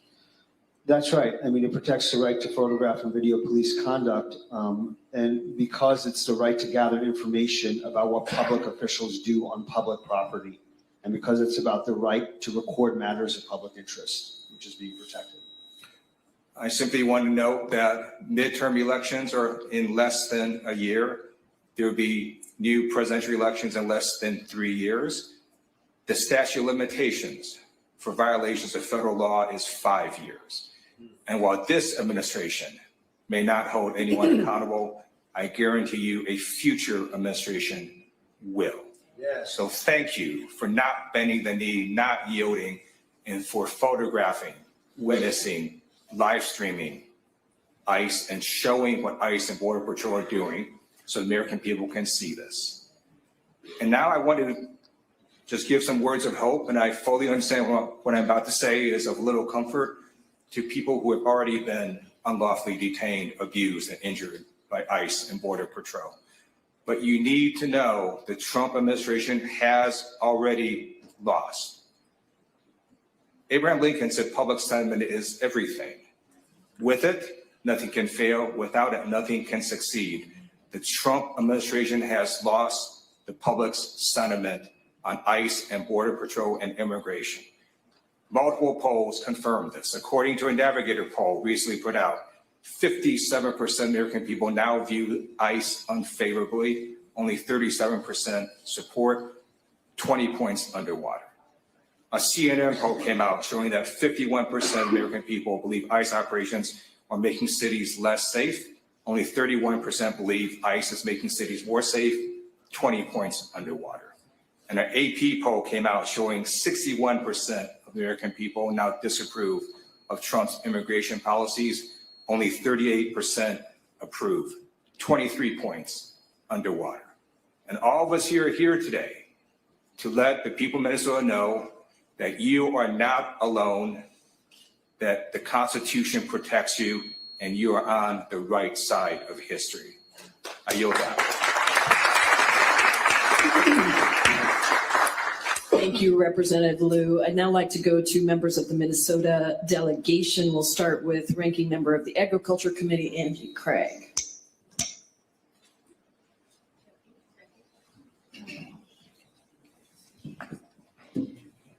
First and foremost, thank you to the witnesses for being here this morning, and just extraordinarily grateful for the number of colleagues who have joined us in support in Minnesota today. You know, in a matter of weeks, the Trump administration has turned not only the Twin Cities, but communities across Minnesota upside down. President Trump and Secretary Noem's cruel and illegal immigration operations got Renee Good killed last week in Minneapolis. But this ICE activity is not confined to the Twin Cities.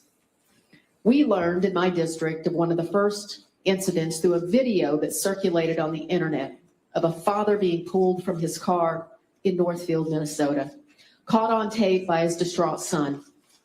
ICE used excessive force, smashing the car window and dragging the man across the ground in close vicinity of a school and church. Yesterday, we heard of reports of additional ICE raids in Shakopee and Cottage Grove, and just a few days ago in Inver Grove Heights. Christina Rank, a special education teacher in my district, a U.S. citizen, had her car window smashed in by ICE in her school parking lot. She was detained for 12 hours before being released.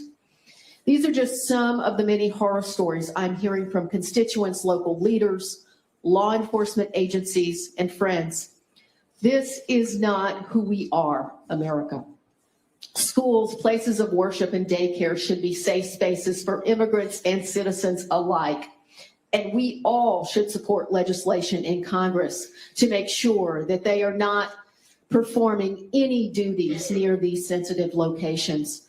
And by the way, every single ICE officer or agent should wear a body camera, just like local law enforcement is forced to do. Parents, teachers, and students being targeted by ICE are not criminals, but this administration isn't looking for criminals. They are looking for Black and brown neighbors, and the Supreme Court of the United States is complicit. President Trump and his administration have tried to sell the narrative that Operation Metro Surge is intended to fight the fraud in our state and keep our communities safe, but we know that isn't true. So let's just call it what it is, political retribution, and it is endangering Minnesotans and tearing families apart. Last weekend, I joined my colleagues, Representative Ilhan Omar and Kelly Morrison, in attempting a congressional oversight visit to the Whipple Federal Building in Minneapolis. We were turned away by ICE officials despite a federal court case that I was holding a physical copy of in my hand. Their response was, "We don't care." Make no mistake, we are challenging this latest Trump administration lawless action in court. DHS Secretary Kristi Noem, a serial liar and accomplice to President Trump, is a threat to every single Minnesotan. And that's why the people on this dais today, many of us are leading articles of impeachment against her. This administration isn't using the law. They're going outside the law. And look, if ICE agents want to point out that the woman who was killed, Renee Good, and her partner, Becca Good, are lesbians, to ICE, I say this state elects lesbians to the state house, the state senate, and to Congress from Republican districts. This is not who we are in Minnesota. I'm sorry I don't have much time, but Chief, you are from my district. We are so proud to have you here today. Your leadership is extraordinary. Tell us what tactics they are using, that you see them using, that we would never use in local law enforcement. Thank you, ma'am, for that question. The first and most obvious is hiding your identity, masking, not wearing a nameplate, and not giving name and badge number when asked to do so. From the videos I've seen, some members of ICE don't have any training or access to intermediate force weapons, where they are moving right from talking to pointing guns at people who are not armed.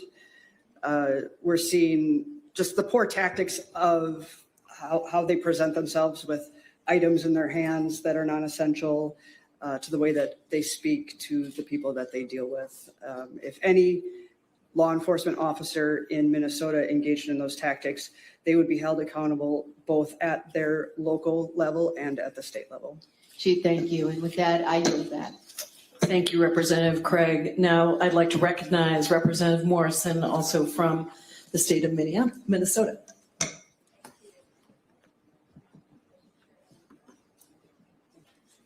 Thank you, Chair Jayapal, and gratitude to my colleagues who have traveled from all over these United States to bear witness to what is happening in Minnesota. I want to express my deep gratitude to the witnesses for sharing your testimony. It's been an incredibly difficult time for Minnesota, and especially perilous for Minnesota's immigrant communities and communities of color. We are all grieving the loss of Renee Good, a mother, a wife, a Minnesotan, a U.S. citizen. Over the last 10 days, this tragedy has rocked our country to its core. In pursuit of a perceived political win and a desperate distraction, the Trump administration and Kristi Noem have unleashed an unprecedented, reckless operation. The sheer number of ICE agents terrorizing our community in their homes, on our streets, in our schools, in our places of worship, grocery stores, and even our hospitals is unacceptable. They're using increasingly aggressive, excessive, and lethal force against Minnesotans, undermining public safety and violating fundamental rights. We've repeatedly requested that the administration increase transparency and communicate with state and local officials for the safety of the community. But time and time again, the administration's response has made it abundantly clear that public safety is not their priority. When my colleagues and I visited the Whipple Detention Center to exercise our legal right and constitutional duty of congressional oversight, we were unlawfully denied access. In the wake of Renee Good's killing, state officials at the Bureau of Criminal Apprehension expected the same collaboration with federal officials that they experienced following similar tragedies like the mass shooting at Annunciation Catholic School and the assassination of Speaker Melissa Hortman and her husband, Mark Hortman. Instead, the FBI has shut them out, and now pressure from Trump's DOJ to pursue Renee Good's widow has triggered a mass exodus in the U.S. Attorney's Office. The administration's pattern of behavior flies in the face of the values foundational to our democracy and to our country. Federal agents swore an oath to our Constitution and should be above reproach. And the checks and balances of our co-equal branches of government are indispensable to upholding the freedoms guaranteed by our Constitution. As a physician, I have a sacred duty to care for my patients and uphold my oath to do no harm. So it was especially outrageous and painful to see that in the aftermath of the shooting, Kristi Noem's ICE agents denied Renee Good access to available medical care. It's abhorrent to hear the many stories that have emerged, like the story of the Minnesota family that had to have 3 of their 6 children hospitalized after ICE agents threw flashbangs and tear gas. Their 6-month-old infant stopped breathing and lost consciousness. The stories that are emerging on a daily basis are indefensible, and the cruelty of the Trump administration's response to this ongoing tragedy is truly shocking. Where is our humanity? This is not what the United States of America should stand for. I'm here in the Minnesota State Capitol to send a clear message to those endangering our community. Enough is enough. This is beyond politics. This is beyond partisanship. I think of Speaker Melissa Hortman every day, especially during these challenging times. And she would say that this is a moment when we have to take off our red jerseys and take off our blue jerseys and put on our Minnesota jerseys. We have to come together to protect our state and its people.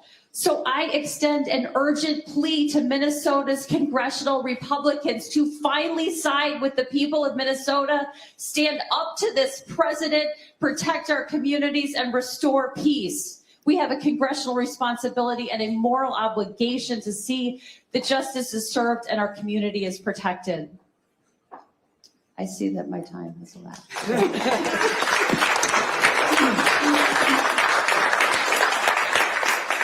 But how beautifully it expired. Thank you, Representative Morrison. I'd now like to recognize the chair of the Congressional Hispanic Caucus, Representative Espaillat from New York. Thank you, Congresswoman Jayapal. I want to thank Congress members Omar, Gregg, and Morrison from the state of Minnesota. Thank you for hosting this hearing. ICE shows up in cities across the country uninvited, masked, anonymous, no first name, no last name, no shield number. ICE summarily denies people their fundamental rights, stopping, cuffing them, arresting them, detaining them, and deporting them. Green card holders, TPS recipients, DACA recipients, farm workers, and even U.S. citizens with no criminal record. ICE illegally denies us, members of Congress, the right to exercise our oversight powers by denying access to detention center. ICE has shifted to community-based arrests in public places and work sites by 255%. ICE violates sensitive locations, places of worship, schools, and hospitals. ICE engages in deadly force, shooting and killing Americans, such as the tragic shooting of Renee Good at point-blank range. ICE is an aggressive, violent weapon. In fact, it has turned to be a deadly weapon. ICE must be dismantled. So my question to each one, a yes or no question. Mr. Mayo, do you think ICE should be dismantled, yes or no? I think ICE needs to leave Minnesota immediately, and I think that Congress needs to be able to not continue to give them a blank check to continue to increase their size, and there needs to be laws that put transparency, accountability, and significant changes to the way they operate. Ms. Patty, do you think ICE should be dismantled? Yes. Chief McCarthy, do you think ICE should be dismantled? What he said. Ms. Gonzalez-Avalos, do you think ICE should be dismantled? We need safety and security, and that's not what ICE does. Mr. Hussein, do you think ICE should be dismantled? Yes. ICE must be immediately dismantled, and sensitive measures must be taken up, like unmasking agents, respecting sensitive locations, implementing a body camera program, adhering to comprehensive training that restricts deadly force and ensures mental fitness, enhances background check, and improving hiring standards. But it is a deadly weapon. The testimonies that we've heard here today is that ICE has become violent and deadly across America. Ms. Gonzalez, I want to ask you, because I heard from some of my colleagues that were asked, they have gone after the Somalian community here. Many in the Somalian community, as we heard testimony today, are already U.S. citizens. And that a good number of the people arrested and on their way to deportation are Latino men. So I want to know if you have any numbers to share with us of what is the status of that. Well, we don't have precise numbers because they don't want, the traditional ways in which we could do visitation, in which our Congress, men and women from the state could help us finding data are not longer available. But what we see on the ground is that ICE officers choose ethnic corridors where Latino and Somali communities live together. They have also unlawfully arrested Native Americans, Indigenous, Lakota, and Anishinaabe citizens of Minnesota Makoke, and the racial profiling that goes onto that has not been an exception of the power that they use on the ground. We believe that the vast majority of the people that they have detained to this day are indeed Latinos, but it's predominantly men, but they have arrested women, they have arrested children, and some of the women that they have arrested are also pregnant. Thank you so much. Thank you. Thank you. Thank you, Representative Espaillat. I'm now going to go to members of the House Judiciary Committee, and we're going to start with Representative Hank Johnson from Georgia. Thank you, Representative Jayapal, and I thank you and Representative Omar for holding this very important hearing. And I want to thank all of the people for coming out today. I want to thank our panelists for their testimony. I am in awe of the courage, the unity, the fortitude to resist, and the warmth of the hearts of the people of Minnesota. You set an example for the nation and the world. Mr.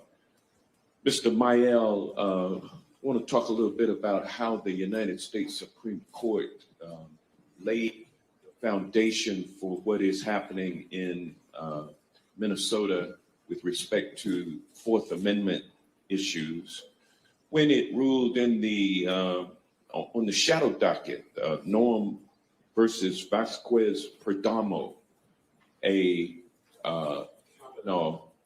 opinion on the shadow docket, which held that apparent ethnicity could be a relevant factor in federal agents' decision to stop and question someone about their status.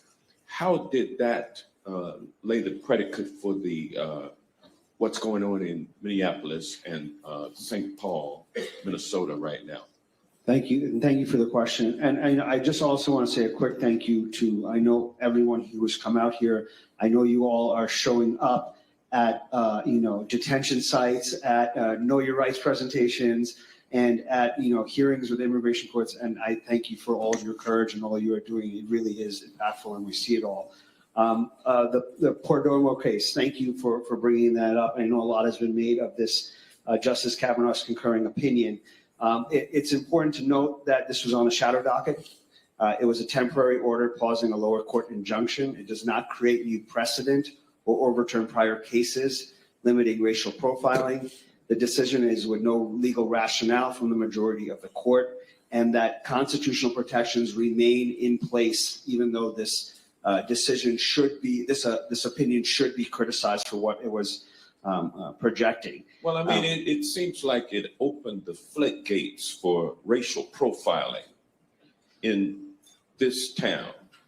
Isn't that correct? Well, so, I would say that the opinion certainly deserves to be criticized, and there was a great deal of racial. Anytime you issue a shadow docket decision and an opinion on the merits of the case before it's actually been briefed and argued before the court, and you lay down such a principle like Kavanaugh laid down, it has given rise to what we call Kavanaugh stops. And it's taken place not just in Minneapolis, St. Paul, but it's starting to take place around the country now. Of course, the case arose in California, Los Angeles. But let me move on from there. These Kavanaugh stops have not been limited to just jacking up Somali-looking people. It's gotten much broader than that. Would you comment, Chief McCarthy? I'm afraid I can't. I've never heard that statement before about Kavanaugh stops. But in Minnesota, all law enforcement officers in Minnesota are prohibited from using race as a determining factor for any sort of stop or detaining someone. Thank you. I yield back. Thank you, Mr. Johnson. I'm now going to go to members of the House Judiciary and the Immigration Subcommittee, the members that serve with me on the subcommittee, and many have been at every hearing we've done. We'll start with Representative Mary Gay Scanlon from Pennsylvania.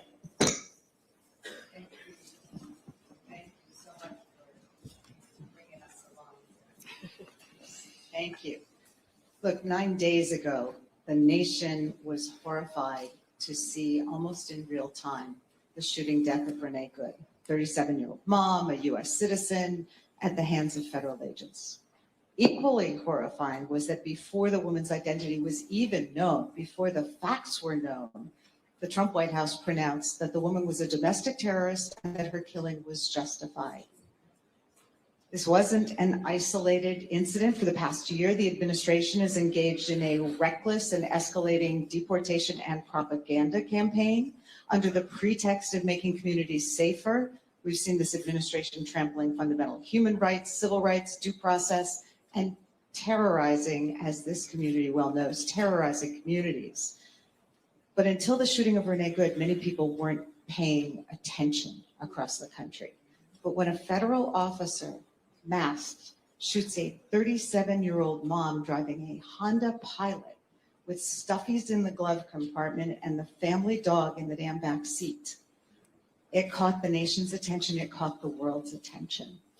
My colleagues and I are here in Minneapolis because it's important for all Americans to know the facts, to understand the gravity of what's happening here and why we should all be concerned. The White House, using federal agencies and taxpayer dollars, is spreading division and despair, bringing madness to main streets, sparking conflict, and then pouring gasoline on the fire. And while today it's Minnesota, tomorrow it could be any other city or state or town that this administration decides to target. It's clear at this moment that every American's rights are at stake. So I want to thank the local officials, the community members who've met with us and shared their testimony, the reporters who've been out on the street, the legal observers who've been out on the street. We have heard and read shocking stories about the use of excessive force, people detained for hours with no cause, bystanders and legal observers being swept into this. We heard about the family with 6 kids in the car coming home from a basketball game, and ICE lobs tear gas at them, resulting in an infant being stopping breathing. The abuse of fundamental human and civil rights is breathtaking. I did want to ask our ACLU colleague here, we're hearing about legal observers, and a lot of people don't know what that means and why that's important. Can you just tell us a little bit about who legal observers are and what they're doing and why they're legal? Absolutely, and thank you very much for the question. Again, it's about documenting and photographing and videoing police conduct. People are going out, they're being trained on the basic fundamental rights as a constitutional observer. They are being trained about what the limits of the First Amendment are and not to cross into unlawful activity. And they are documenting what is in real time a very widespread, unconstitutional spread of activity, and documenting things that can be used for future litigation, that can be used for public opinion, and to hold them accountable. And I would say, just by videotaping, just by being present, just by bearing witness, they are holding them accountable. And we know from a prior hearing in Chicago just how important this is, because our federal authorities are lying to the American people. They're lying to the courts. And when we've had evidence to present, we've been able to prove in court that these are lies and unjustified. Thank you so much for your testimony. Thank you, Representative Scanlon. Let me go now to another member of Judiciary and Immigration Subcommittee, Becca Ballant from Vermont. Good morning. I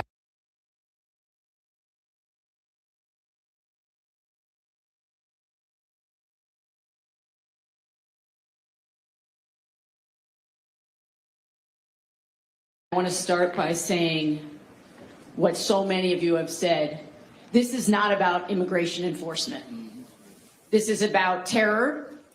This is about retribution. This is about punishment. This is about vindictiveness. This is about giving a pretext to incite the Insurrection Act. And those of us who have been saying it have been accused of being using hyperbole. It's not hyperbole. All you have to do is watch what the president is saying and doing. And so I want to just start by saying as well that we've heard from Minnesotans who have said, we're so glad that you're here, that we need Americans to know what is happening. And I want to say, you are giving us inspiration. You are on the front lines of what's happening, and you're standing up in the way that they did in LA and in Chicago and in other communities across this nation. And it is critically important when one of the senators from Minnesota says that you are the center of America's heartbreak right now. You are also the center of America's courage. And this is something that I need Americans to understand. We have to be, each and every one of us, more courageous in this moment. There are people right now in Minnesota, and all of you who have testified today, who are putting your lives in danger and at risk by speaking out. And all of the people who are witnessing and showing up and documenting. They are doing this not just for Minnesotans, they're doing it for all of us. They're standing up for all of our rights. So I'm going to ask today that Americans who are watching this understand that you need to dig deeper, all of us. it's on all of us to protect this democracy and this Constitution. I also want to say, as a gay woman, I have not cried yet over Renee Good, because I know if I do, I'm not going to stop. And I want to say to gay people across this country and trans people across this country, your lives are not worth less. And to immigrants, your lives are not worth less. And people of color, your lives are not worth less. No matter what your government is telling you. And I know my colleagues, many of you know, I call myself a scrappy little dyke for a reason. I'm not going to be intimidated. I'm not. And you're not going to keep any of us quiet. And we represent districts across this country. And I can tell you, I heard from Vermonters this morning, texting me, calling me, saying, thank you. Thank you. Vermont is standing with Minnesota. And I know that's true for so many of us here. So look, I think I want to go back to something that Mr. Mayel went over, because I think there's so much misinformation about what it is that we can do as Americans. Mr. Mayel, are people allowed to tell immigration officers that they don't agree with what they're doing? Yes, you're allowed to do that. Is it legal to blow whistles and honk horns to alert people of ISIS presence in your neighborhood? Yes, it's legal to blow a whistle and it's legal to honk a horn. Is it legal to peacefully record ICE officers in public? Absolutely. And what about following at a safe distance ICE convoys and reporting on where they are? Is that legal? If you're obeying traffic laws and not breaking and doing any unlawful conduct, it's legal to be on a public road driving your car. So they are trying to tell us that we are not allowed to exercise our First Amendment rights. And they have given up the game here. What they've said is people are not being respectful enough towards law enforcement. And by that, they mean they don't want us to be allowed to dissent. And I just want to say again, I'm so impressed by Minnesota. You have trained tens of thousands of constitutional witnesses here, and that's what we have to do across this country. Yes. And I yield back. Yes. Thank you, Representative Ballant. Next, we're going to go to another member of the Judiciary and Immigration Subcommittee, and somebody who was very important to organizing our hearing in the state of Illinois in similar circumstances, Representative Chuy Garcia from Illinois.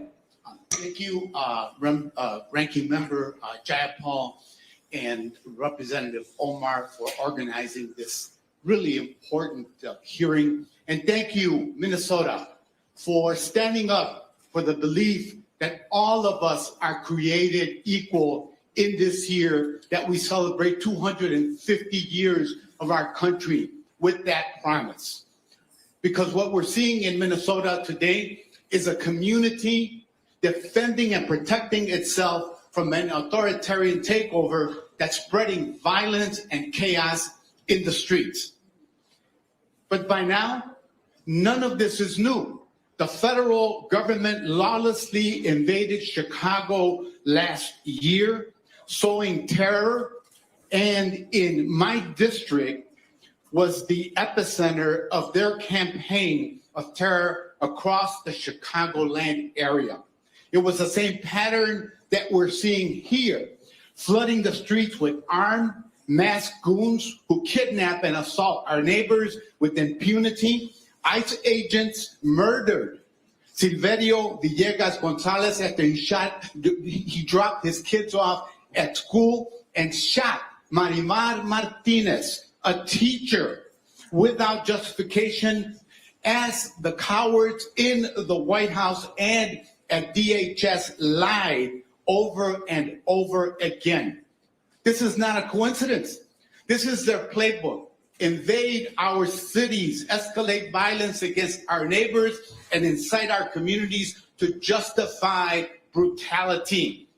But here's what became clear in Chicago, and what's become clear in the Twin Cities.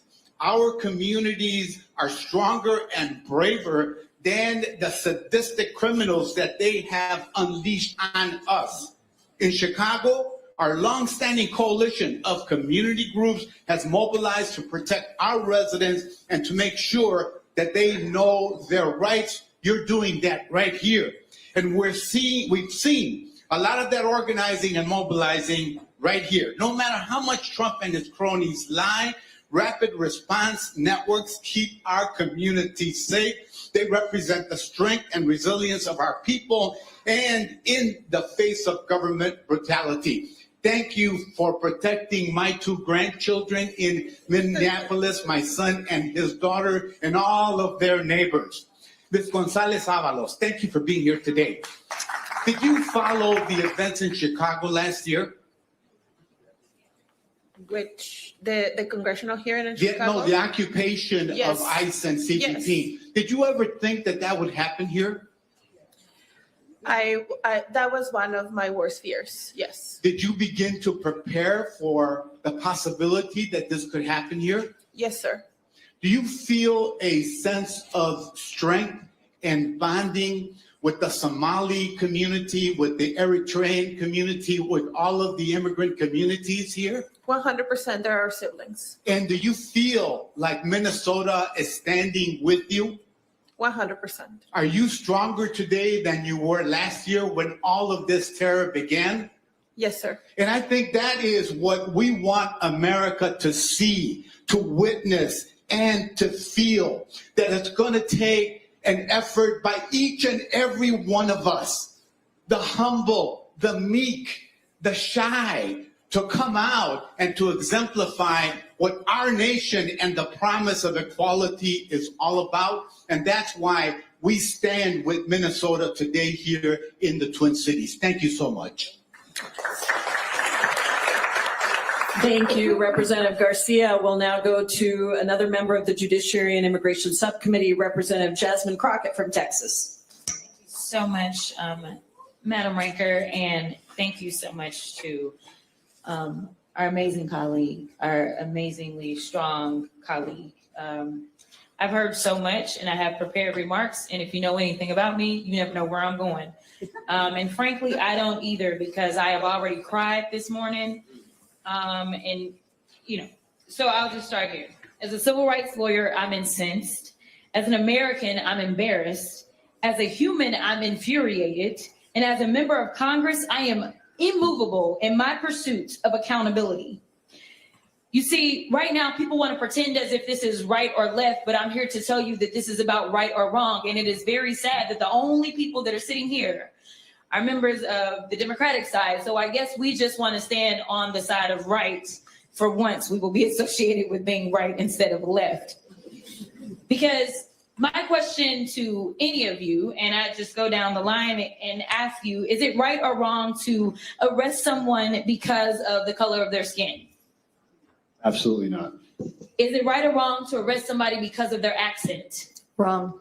Is it right or wrong to arrest somebody because they were exercising their constitutional rights? It is wrong. Is it right or wrong to arrest somebody because they simply disagree with you? It's wrong. All right, so it seems like y'all all went to elementary school and y'all can tell right from wrong. I'm not really sure what is going on with ICE right now, but I can tell you, and as we heard earlier, this is pure racism.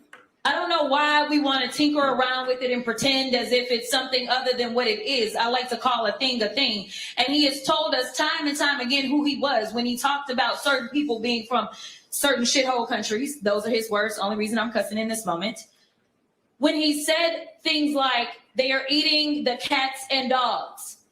We knew exactly what we were getting. And some people are saying, I don't know how we got here, but I do.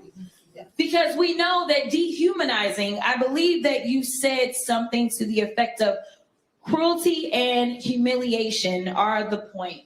That's what you said, Ms. Patty.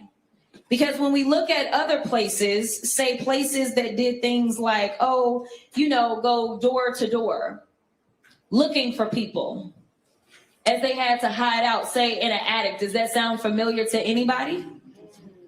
Or the images that I have seen of people being attacked by law enforcement, whether we're talking about dogs or fire hoses, it seems very reminiscent of something that we have seen before in this country. And then people get offended and try to say I'm too black, but the reality is that y'all never let the fact that I am black go. So I'm gonna be clear about one thing. I know my good black history. And so when I look and I say, and I will say it loud and proud because the DH secretary had a few choice words for me, but this looks like modern day slave patrols. And they have been sanctioned by this Supreme Court. Whoever thought we would live in a country that progress looks like having a Supreme Court that says, yes, it is okay to look at somebody or to listen to their accent and give permission to grab them. The last time that I checked, ICE is only supposed to be doing immigration enforcement. And right now we have a record number of U.S. citizens that have not only been arrested, but as we saw with Renee, that have been killed, that have been maimed, that have been bullied, that have been brutalized, that have been unlawfully arrested. Y'all, we are living with an abuser right now. That is who Trump and his administration is. And frankly, I think we all have a little bit of PTSD. But if you know anything about a domestic abuser, the one thing about them that you need to know is that they are some of the biggest cowards that you will ever find. What they can't stand is when you actually fight back. And so thank you so much for everybody in Minnesota.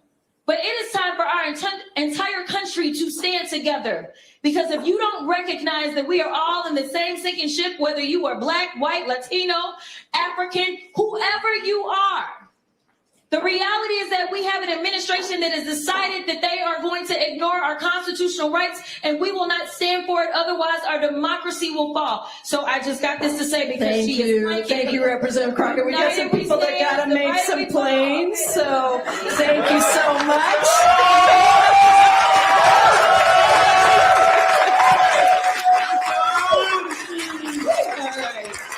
Thank you, Representative Crockett. Now I'd like to recognize Representative Tlaib from Michigan. Thank you so much to the Twin Cities and the state just for welcoming us and allowing us to come here and have your back, because we do. I don't want you to think that everyone in the United States Congress and the Senate agrees to what is happening to all of you and your families and your neighborhoods and your communities. You all deserve to be safe, no matter your ethnic background, your faith background, your sexual orientation, where you live, or any of that. But it is shameful. You know, I come from the most beautiful, blackest city in the country, the city of Detroit, where we birth movements. But today I am seeing a movement being built right here in Twin Cities. And it is reminding us that our government will not save us. It is only us. We've been taught through history of that. You see our corrupt Supreme Court literally enabling and emboldening the fact that they can now go around and racially profile and target people based on what they look like and where they work. I do want to share this and ask some of the directors. DHS used neo-Nazi anthem for recruitment after the fatal Minneapolis ICE shooting. This is from The Intercept. And the federal government is openly embracing white nationalists online content, including in a recruitment post after ICE agent Jonathan Ross, I'm gonna say his name, killed Renee Good. In this, it says less than 2 days after ICE shot Renee in Minneapolis during the controversial, of course, what happened with Department of Homeland Security's official, DHS, Homeland Security's official Instagram, I don't know if you all know this, made a recruitment post.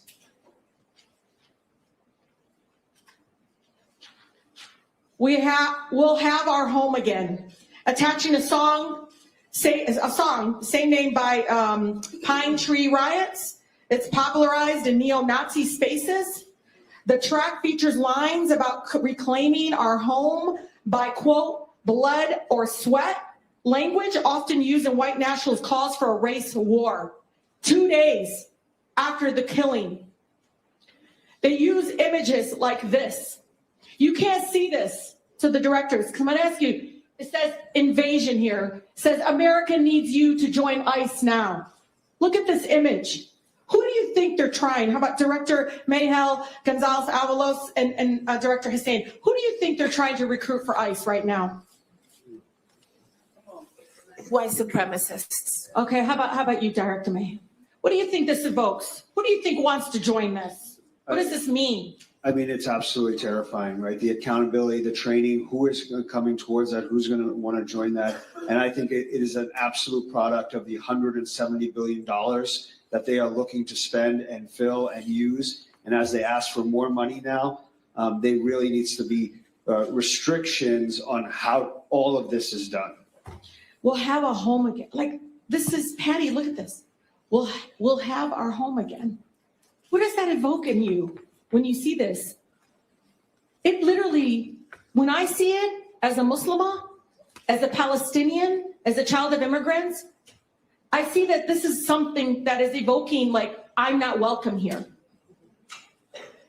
It is very clear what is intentionally happening here, and I think I want my colleagues to know this. In Southwest Detroit, where I was born and raised, we've been complaining about ICE since 2010, even since its inception. The fact that we had passed policies to tell them not to do ICE actions in front of schools, health centers, funerals. We got Obama administration to do that, but still we had violations to their own policies. This is an agency that is reeked of this. And when Speaker Johnson, and Chair Jayapal knows, when Speaker Johnson says ICE is doing what it was created to do, remember this when the funding comes up next week. Thank you, and I yield. Exactly right. Thank you so much, Representative Tlaib. We'll now go to Representative Shelley Pingree from Maine for 4 minutes.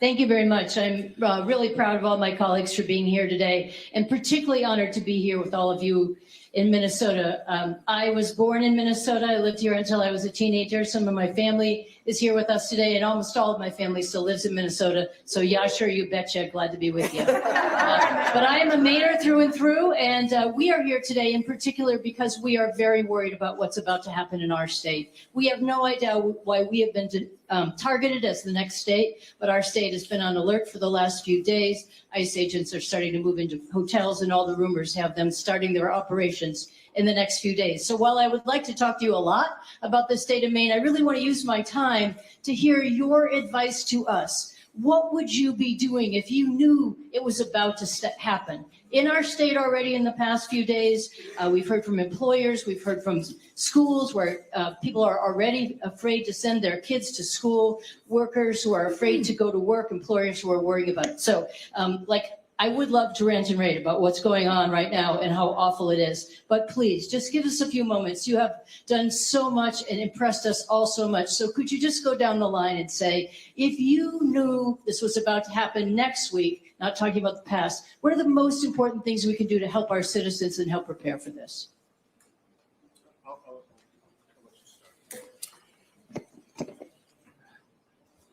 I will start by saying pray. Thank you.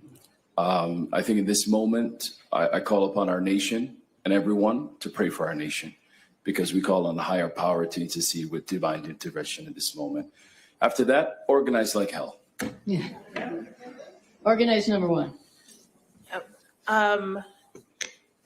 The organizing that matters and that is making the difference is when people embody and bring to light the constitutional rights.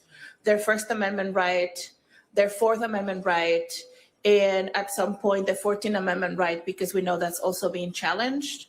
What does that actually mean to leave that fully in the public, to embody those, to the North Star of what it actually means to have a saying, what that actually means to hold your government accountable, what that actually means to hold power to its greater potential. That's what constitutional observers are doing. They're bringing things into the light. We regular people, it's regular people. We are the light. Great. Constitutional observers, regular people. Love to hear from the police chief. Thank you, ma'am. In Mendota Heights, we say community is what keeps community safe. And when our police act ethically, we get to be part of that community.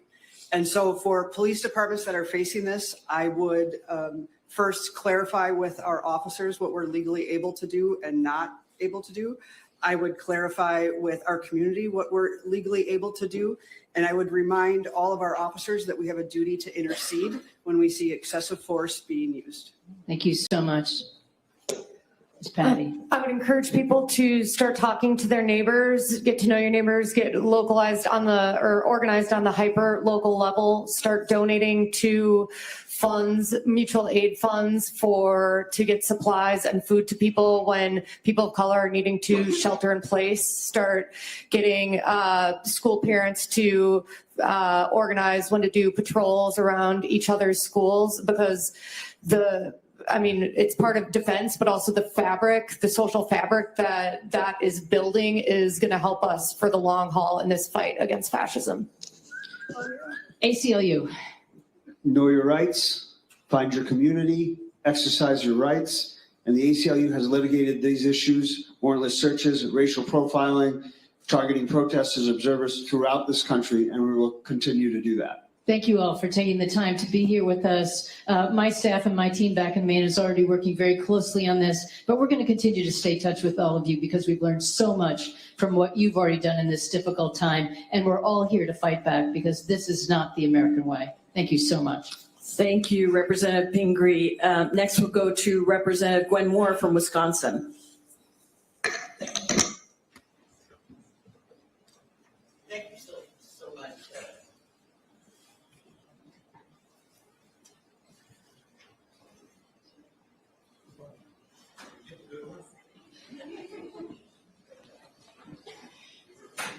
Thank you so much, Chair Jayapal. You know, we're here on MLK Jr. weekend.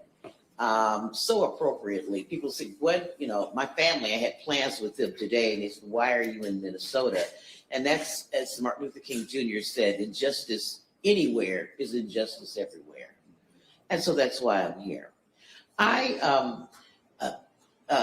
Mr. Mayo, I listened carefully to everything you said, and it was like a fingernail, you know, scratching on a blackboard to continue to hear you talk about what was unconstitutional, what was illegal, blah, blah, blah. And I was so happy that my colleague from the Judiciary Committee asked you about the shadow docket, the Kavanaugh doctrine of reasonable suspicion. And so I am wondering, can you tell us what is the threat of this probable cause being subsumed by a reasonable suspicion, and that becoming the new standard of care? Well, thank you for your question. I should say, you know, these issues are being litigated currently, but I would say probable cause is a standard. You know, reasonable suspicion is not the standard. What was his raison d'etre? I didn't read it. I'm not a lawyer. I feel nervous that the Supreme Court justice even came up with this, and I'm fearful. And so I understand. I don't want to minimize at all how powerful rhetoric is from federal officials, from the top of the administration, to incite and to demonize and to create an environment of hostility. But I also do not want to give a single justice's concurrence opinion in which no other justice joined in a case that has very early in litigation too much weight. Because racial profiling is not allowed. Race alone cannot justify or stop, and we will continue to litigate that, and we are confident that we will be successful. I was sitting next to Representative Jayapal before she left, and she shared with me an article that she put on display here. And I know one of them had said, you know, one of us, all of you. And I noted that the criminal activity that's been unearthed here in Minnesota among Somali people is like 1/10 of 1% of the Somali community. And I'm wondering if that is is that a legal standard that we can expect to be adopted in other places?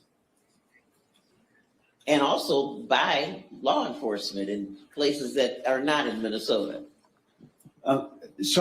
Which legal standard did you ask? Well, it's one of us. What does that remind you of?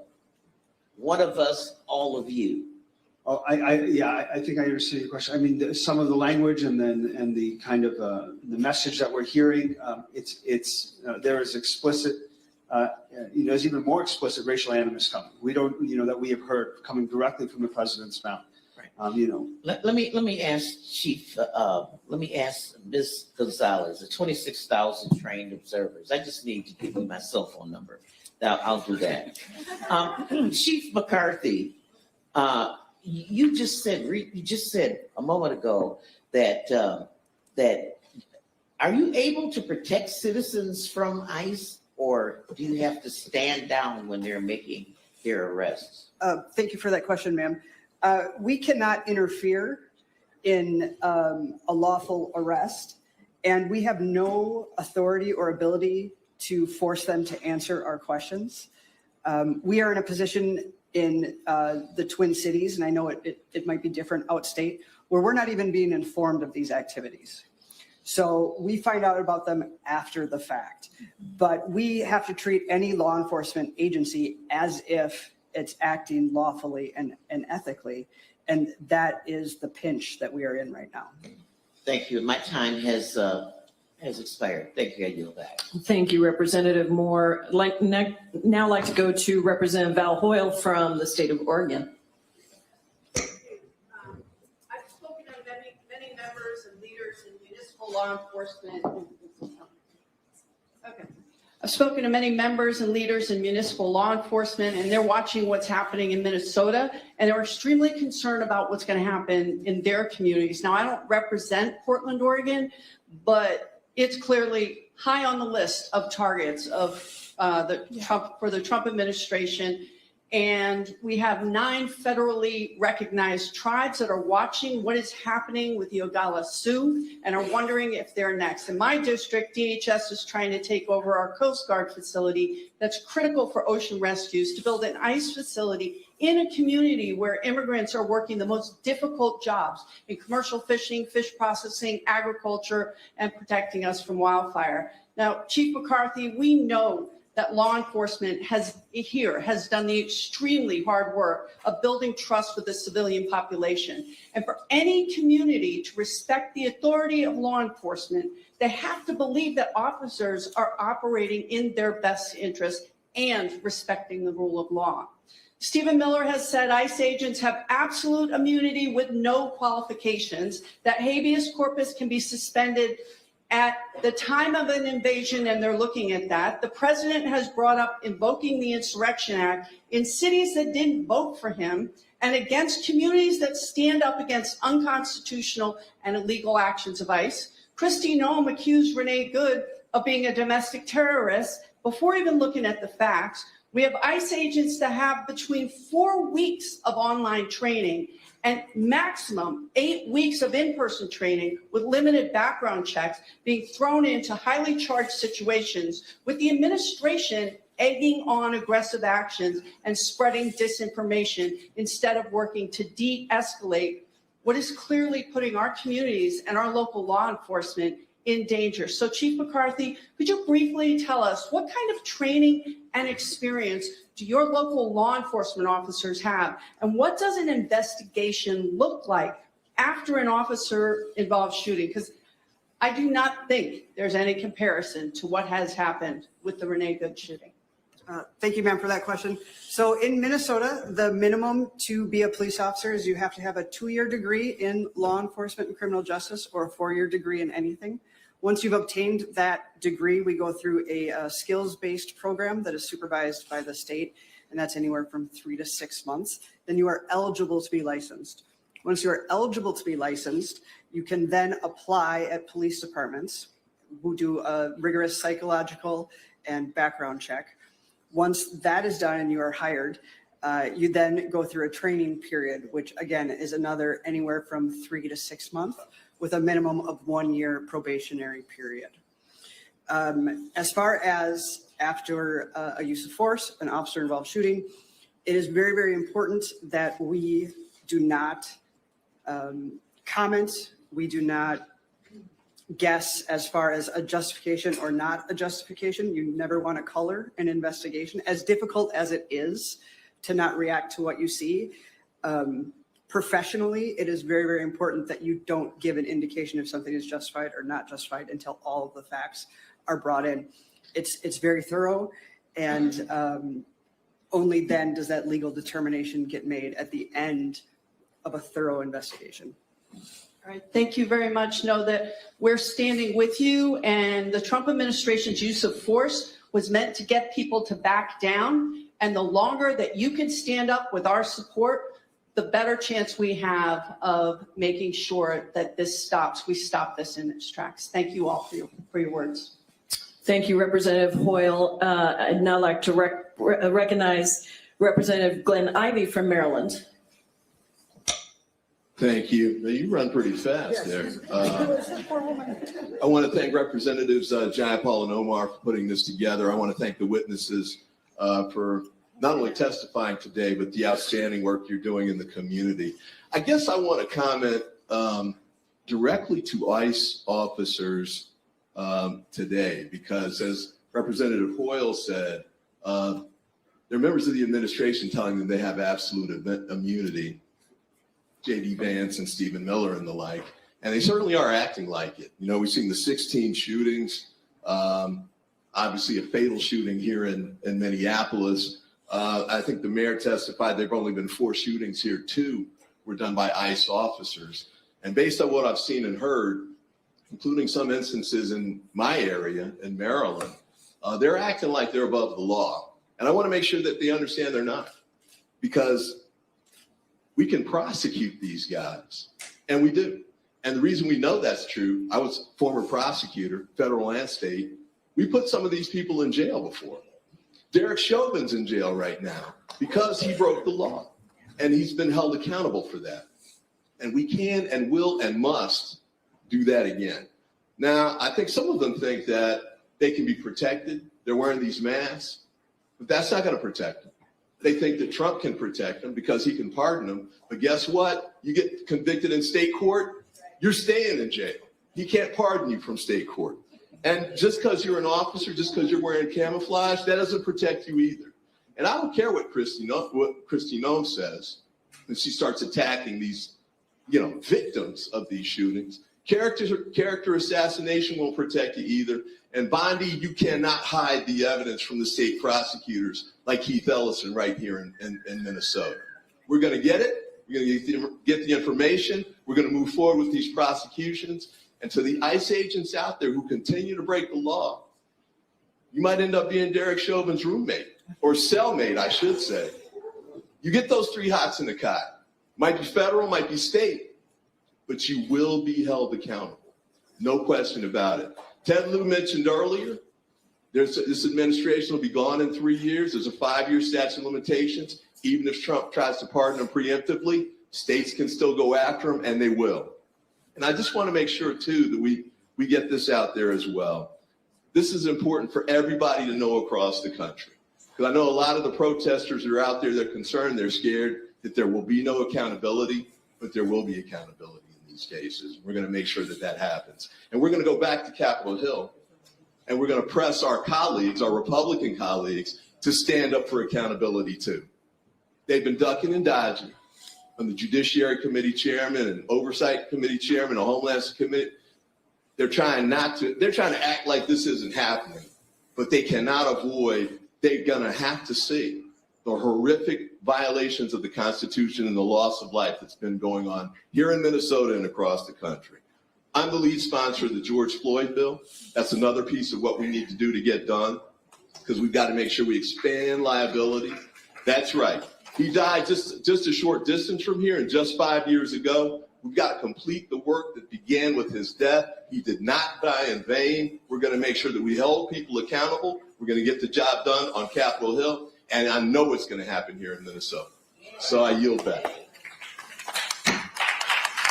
Thank you so much, Representative Ivey. Next, let's go to New Jersey. Representative Rob Menendez, you're recognized for 4 minutes. Thank you, Ranking Member Jayapal and Congresswoman Omar, for your leadership in convening this important hearing. And thank you to all of our witnesses for being here today and for showing up every day for your communities. What we've seen unfold in Minnesota is the latest escalation of one of the most egregious attacks on due process, rule of law, and immigrant and human rights that our nation has ever experienced. And we're seeing the consequences in our streets and communities and in the lives of people like Renee Good. Renee Good was a mother of 3. I was thinking about her children today when I was leaving mine.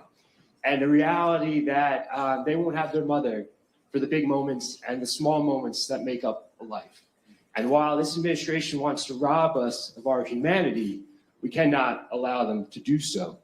The unacceptable truth, and it's one that we cannot turn away from, is that Renee Good's killing did not happen in isolation. It was a tragic and foreseeable result of the Trump administration's deliberate efforts to dismantle legal guardrails, normalize extreme force, employ violent rhetoric, and insulate immigration enforcement from oversight. I've seen the escalation of the Trump administration's aggression firsthand. Last year, I was with my colleagues, Representatives Watson, Coleman, and McIver, for a legally protected inspection of Delaney Hall Immigration Detention Center in Newark, when over 20 armed ICE and HSI agents confronted us and attempted to impede us from conducting legal oversight. And on that day in Newark and every day since, the Trump administration has repeatedly lied to the American people through misleading statements, accounts that contradict eyewitness and video evidence, and attacking anyone who questions its narrative.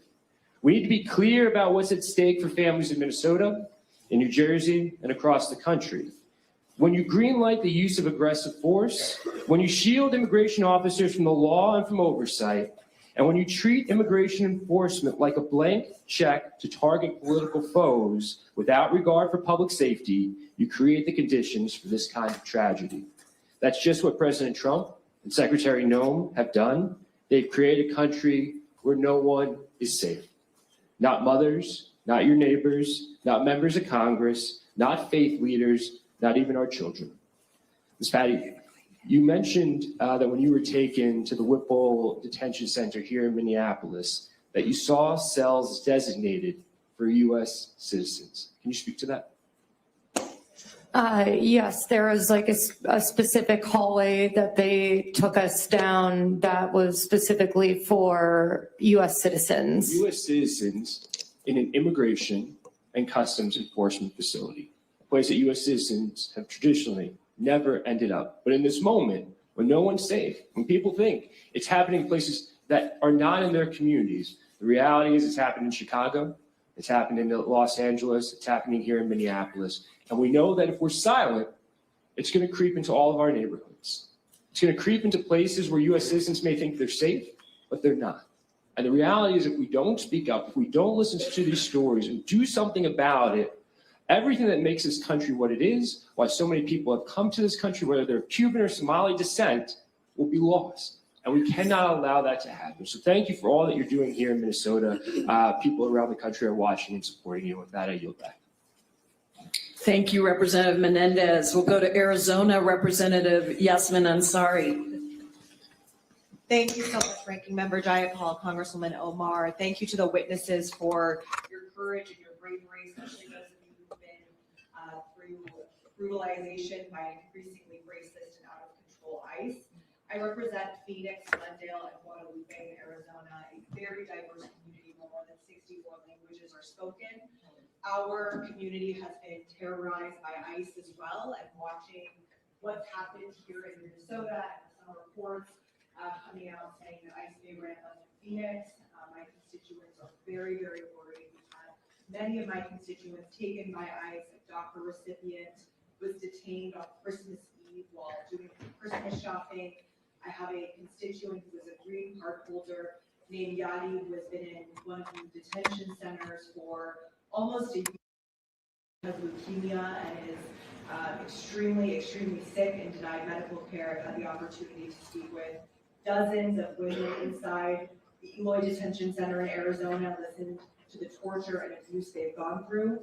I'm also the very proud daughter of Iranian immigrants, and I'll just say it's been a heartbreaking week watching what's happening in Iran, where an authoritarian regime has been cracking down and murdered thousands of people, but also what's happening here in the United States, which I want to be very clear is also an authoritarian takeover of this country.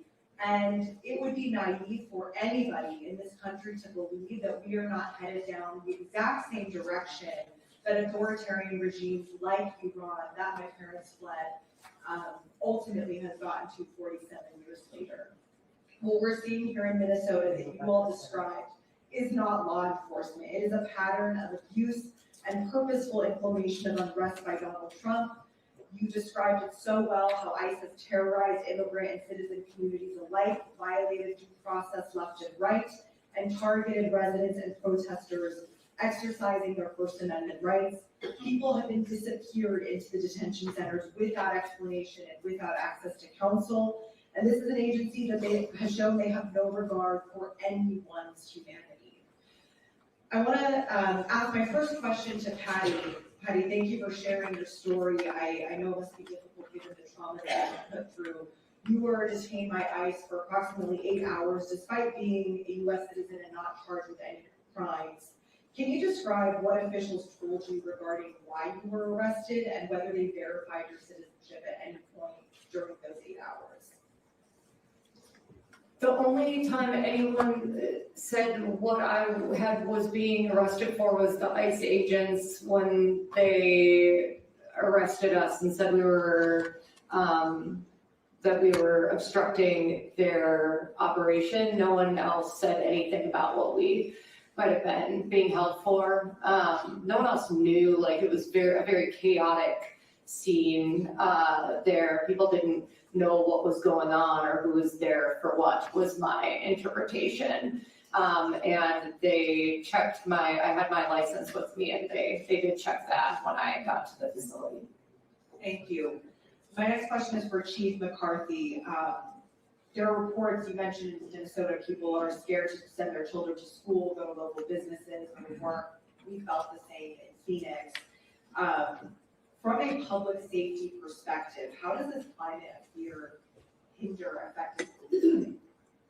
Thank you for that question. It decimates the trust that the community has in the police department. It makes victims and witnesses reluctant to come forward even more so. And who it really benefits are the criminals who prey upon the vulnerable, because they are still going to operate and they're going to prey upon the most vulnerable people, which right now are the ones who are afraid to leave their homes. In addition to all of the issues that it is with immigration, we know that whenever we isolate people, we also have instances of domestic abuse that will go unreported. So I wish I knew the full extent, but I don't know that we'll know the extent of the harm for years to come. Thank you. Thank you, Representative Ansari. And now I'd like to recognize Representative McLean Delaney from Maryland for 4 minutes. Thank you, Ranking Member Jayapal and Representative Omar for arranging this hearing. And I think it's really important because we do have the express authority to conduct oversight, and we must continue to do so at this incredible time. I have to say, I'm just speechless after last night and then today hearing all of this. And I just thank each of you for sharing your perspectives and your experiences against this lawless, cruel, unconstitutional actions, including the murder of Renee Good, my mother. But I have to say that it is a concerted effort, really, to chaos and distrust and terror. And it is something that is not only undermining our public safety, this many said, our very democracy itself, but what did give me unbelievable admiration is the absolute courage and resilience of Minnesota to stepping up to Operation Metro Surge. And just know that transparency and rule of law will triumph over this dark time. I represent Maryland's 6th District, home to Gettysburg and Choctaw for some of Maryland's most diverse communities. And my constituents are immigrants. They come from around the world. And in Maryland, we've seen discriminatory enforcement, illegal deportations, including Kilmar, Obrego Garcia, and record inhumane detentions. Our systems, also detentions, are not designed to really house such mass incarceration, and ICE is running out of space. Their lethal use of force under the pretext of the supremacy clause, which is without legality or merit, is misleading, and I have been pushing back forcefully about it. To meet increased demand, the administration is planning to house up to 80,000 immigrants in warehouses completely unsuitable for habitation. And I was just outside with a group of AAPI community nonprofits who are saying that many people are being picked up, many of them are legal or have legal status, and are being shipped within 24 hours to warehouses in Texas without transparency or with any access to good treatment or legal rights. There is a processing center that's being proposed in Hagerstown, Maryland, in my district, and I know there's one in Woodbury, Minnesota, less than a half an hour from here. I just want to know that there will be accountability for the president and for Secretary Noem. But in the interim, Mr. Mayel, ICE visited the site this week in my district for their proposed warehouse detention center. Is there anything that communities can do to leverage their local legal authorities to push back against ICE suspension? And other than the litigation, what moves communities to enact policies to slow down these detention centers and give some transparency? Thank you, Representative. Thank you for that question and for bringing it to the same perspective. Absolutely. Again, there's many things that community members can do to hold ICE and this government accountable. Here in Minnesota, we are actively litigating issues around 287G agreements, including where local law enforcement will sign a contract with DHS and do some of the work for them. And we are litigating when those things are done in a way that isn't prescribed by local law or state law. And there are community activists, advocates who are getting engaged at the county level with sheriffs and being engaged to make sure whether it's a processing site, whether it's a detention center, whether it's your local sheriff cooperating with ICE, making sure your voice is heard and it is effective to hold people accountable and to bring these issues to light. So thank you for bringing that up. Thank you for lifting that up, and I yield back. Thank you, Representative McLean. Delaney, I'd now like to recognize Representative Dave Min from California. Thank you. I want to thank you all for sharing your experiences. We've all seen the videos. They're horrific, including the video of the murder of Renee, Nicole Good. But they don't fully capture the scale of what's happening in Minnesota right now. What you are describing is a full-scale hostile invasion of the city by thousands of violent federal agents who are routinely and systematically violating the law by stopping, detaining, arresting, and often assaulting people, including American citizens, without probable cause, asking for people's papers, breaking into people's cars and homes in scenes that evoke Nazi Germany or Stalinist Russia. What is happening right now in America is fundamentally un-American, it is evil, and it is completely illegal. Now, before coming to Congress, I was an SEC enforcement attorney, then a law professor. I'm also a child of Korean immigrants who came to this country in search of the American dream. And I believe it's so important for us to stand up for the rule of law and for our constitutional rights. I represent Orange County in California, Irvine, Costa Mesa, Newport Beach, other cities. And many of us became very alarmed last year when we saw ICE agents acting lawlessly and violently in Southern California with no repercussions. And we've been ringing the alarm bell for months. Last year, I led several letters to the Department of Homeland Security, including to Kristi Noem, asking, among other things, how many new ICE agents had been hired, what background checks had been undertaken, what internal processes or investigations were undertaken when ICE agents were accused of misconduct. We have not received any substantive responses, which I understand is the case with every single House member who sought accountability. It's clear that this complete contempt for accountability comes straight from the top. Kristi Noem, Tom Homan, Greg Bovino are creating a culture of lawlessness and violence where ICE agents know they can literally murder U.S. citizens in broad daylight while being filmed, and that there will be no repercussions under this administration. But I want to reiterate the comments made by others. There is no statute of limitations for murder, and Trump cannot pardon you for state crimes like murder and assault. Now, apparently half of the new ICE agents hired in the past year filled an open book exam required to join federal law enforcement, so let me dumb this down.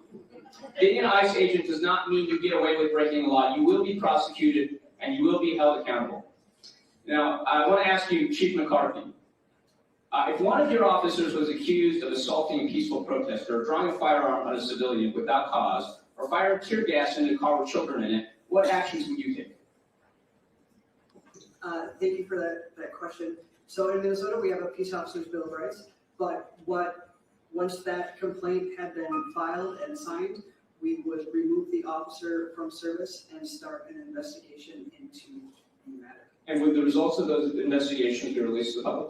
When in Minnesota, because of union rules, when discipline is enforced, then yes, that becomes public. Now, you mentioned that ICE is not informing you of their activities. What cost does that impose on your department briefly? Lots, right? So I would just say I think you deserve reimbursement for those costs, and that's why I'm introducing legislation to require that ICE and DHS pay out of their own budget for the cost of any illegal and improper activity they engage in, including departments like yours. Now, I just want to close by saying this. It's great we're holding this shadow hearing, but the fact that Republicans are not here is shameful, because this is not a left-right issue. This should be above impeachment. Federal agents should follow the law, they should respect the Constitution, and they should not kill or assault innocent civilians. They have the majority right now, but instead of holding any oversight, they have passed a massive $170 billion budget increase for ICE, including $32 billion for new ICE agents. That is bigger than almost every military in the world, including Canada and Israel, with no guardrails and no accountability. Now, I'm in Southern California, and I'm here very cold, very far from home, because I want you to know it's important that, and I want Donald Trump to know, you're not alone. Your communities are under attack. Masked and violent men are breaking into your homes, your cars, your churches, your schools, and that must be so hard for you all. But we're standing with you because we think you're turning the tide right now. Your cameras, your voices, your whistles, they are turning the tide. You're standing up to authoritarianism. You are defending our democracy, and we are with you every step of the way. Thank you, and I yield back.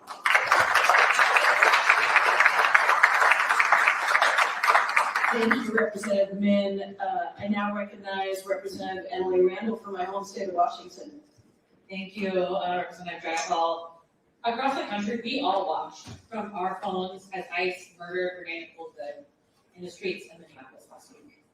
The American people are fearful and angry, they're terrified, they're furious that the Trump administration is unleashing lawless agents on our neighborhoods, raiding an active forest firefighting operation in my district, and shooting people dead who dare to speak up and protest and ask questions.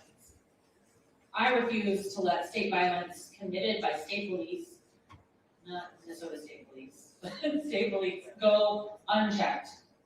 Accountability is not optional.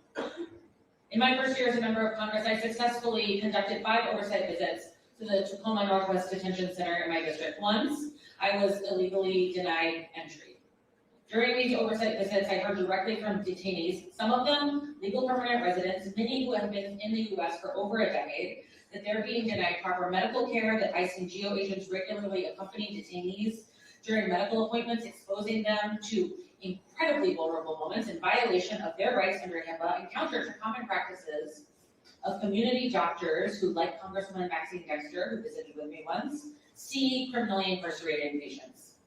This is part of a widespread problem that raises serious privacy concerns, serious training concerns, serious oversight concerns.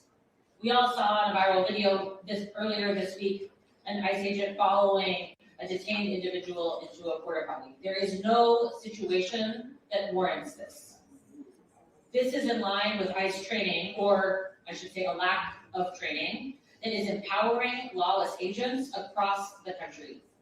And to make matters even worse, we all are hearing from tribal members, including those in my district, as well as Native people across Minnesota and across the country, that ICE is illegally detaining and targeting Native people for the color of their skin. Tribal members are being detained as leverage to convince tribal nations to sign agreements with ICE for enforcement on their sovereign territory.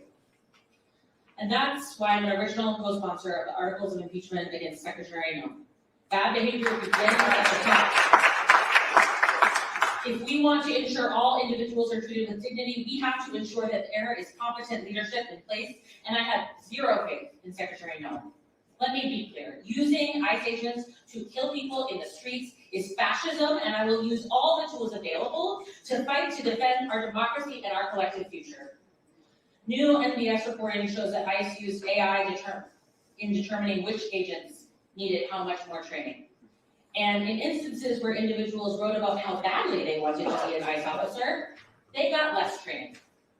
Chief McCarthy, I'd like to hear a little bit about the training, a little bit more about the training of your police force employees. I'm sure it's better than what we're seeing ICE be given. Are local officers typically trained to record interactions with their cell phones while holding a gun at the same time in the other hand? Thank you for that question, and no, ma'am, they are not. Are local officers typically trained to fire their guns into vehicles? We are trained if we need to fire a weapon into a vehicle. However, most policy, including the state-wide model policy, warns against shooting into moving vehicles. There's probably some de-escalation in between saying please stop and shooting into a vehicle. And speaking of de-escalation, are local police officers trained to de-escalate situations, or are they trained to shoot first? We are trained to de-escalate. So police officers for the city of Minneapolis who are given more training than official agents are keeping our communities safe. And I want to thank you for everything that you do to keep our communities safe. Thank you, Madam Chair. Thank you so much, Representative Randall. I now recognize Representative Luz Rivas from California for 4 minutes. Thank you, Congresswoman Jayapal and Congresswoman Omar for organizing this timely hearing. And thank you to the entire Minnesota delegation, Congresswoman Betty McCollum, Angie Craig, and my freshman colleague, Kelly Morrison, for your leadership during these difficult times. We're here in support and in solidarity with the communities in Minnesota following the horrific murder of Renee Good and ICE's continued assaults on your communities. I represent immigrant communities in the East San Fernando Valley of Los Angeles, and since June of 2025, the Trump administration and his ICE forces have routinely racially profiled and targeted my district. Neighborhoods in my district have the highest level of ICE enforcement in all of Los Angeles County. We have seen street vendors assaulted, day laborers abducted, and an 18-year-old high school student detained and separated from his mother for months. Unfortunately, we're seeing this pattern here in Minnesota, and ICE is using intimidation tactics here. This rogue department racially discriminates against people who look black and brown just to hit a quota. Your immigration status doesn't even matter. If you look like me, you're a target of Trump, Secretary Noem, and ICE. Secretary Noem and ICE repeatedly ignore due process and the rights of Americans and are wreaking havoc in our communities. This is why I signed on to the articles of impeachment against Secretary Noem. She is unfit for this role and she must go now. With the limited time that I have remaining, I want to hear from our witnesses who are living through this terror. Ms. Gonzalez-Avalos and Mr. Hussein, your organizations are on the front lines right now. When we all go back to Washington, what do you think Congress must do and any specific policy changes in order to rein in ISIS terror against communities across the country?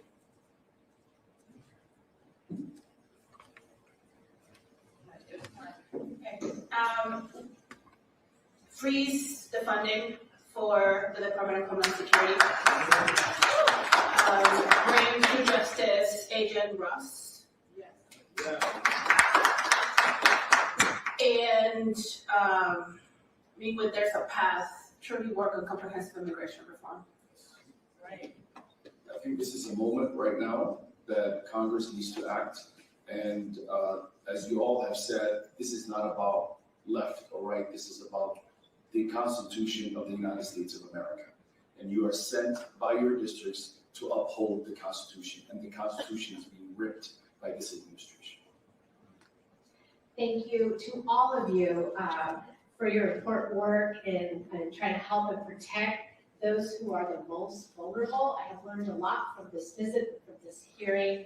I'm inspired by your coordinated resistance and looking forward to going back to Los Angeles and sharing what I've learned here in Minnesota. Thank you, and I yield back.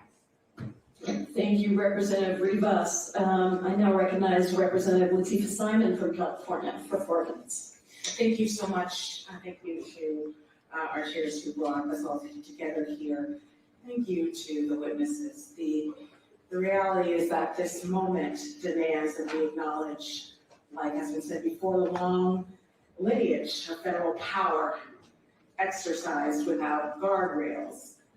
It's important this weekend and every day moving forward that we acknowledge the history that Trump alludes when he says he's going to make this country great again, a return to a time when blatant displays of outright bigotry and racism and state-sanctioned violence went unchecked. We are very clear that the residents of this here city are checking that unchecked violence. And we are so proud as a nation and so inspired that you resemble so clearly the young people, multiracial young people who stood up to a horrific government where they stuck hoses on young people, hoses so strong that those hoses could tear the skin off the protesters.